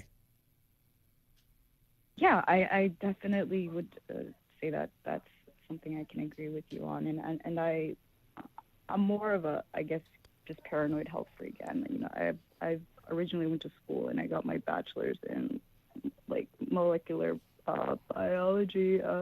And I feel like knowing a little bit of like just bio and then being intrigued by technology and then having those warp together kind of give you a different perception of everything with the day and age we're in. And I mean, there are studies that do show actually the negative impact of, let's say, keeping your phone within like less than 5 feet distance of you when you sleep with the Wi-Fi on and everything, and that's actually just causes a lot of distress in the body. And at the end of the day, like, I've had headaches that were really undefined. I didn't know what it was. I've had like weird piercing, like just buzzing sounds. I didn't know what it was. And then I stumbled across a TED talk by this, I think he was like some type of electrophysicist engineer or something, and he basically just spit out the same like symptoms I had, and he had a smart meter in his house that he had to end up taking out, and I don't know. I just wanted to say, just be a little bit more open. That there may be health implications. I think it's always good to be a little bit paranoid and to always double check and to do your own research on those things. I think that's always a good idea. Well, I appreciate the call. Best of luck, and let us know how it goes with the PF Sense installation. Thank you. That's one where, although I would say that if we listened to everybody who had a headache at the end of the day, isn't that all of us at this point? Are we? Maybe it might be. Maybe she's onto something. Maybe we all just get rid of our phones. Maybe not because it causes medical problems. Maybe it's just a better idea to get rid of all of our phones. Although I don't know if we'd be able to handle things after being inside this long without our phones. They've become our link to the world, haven't they?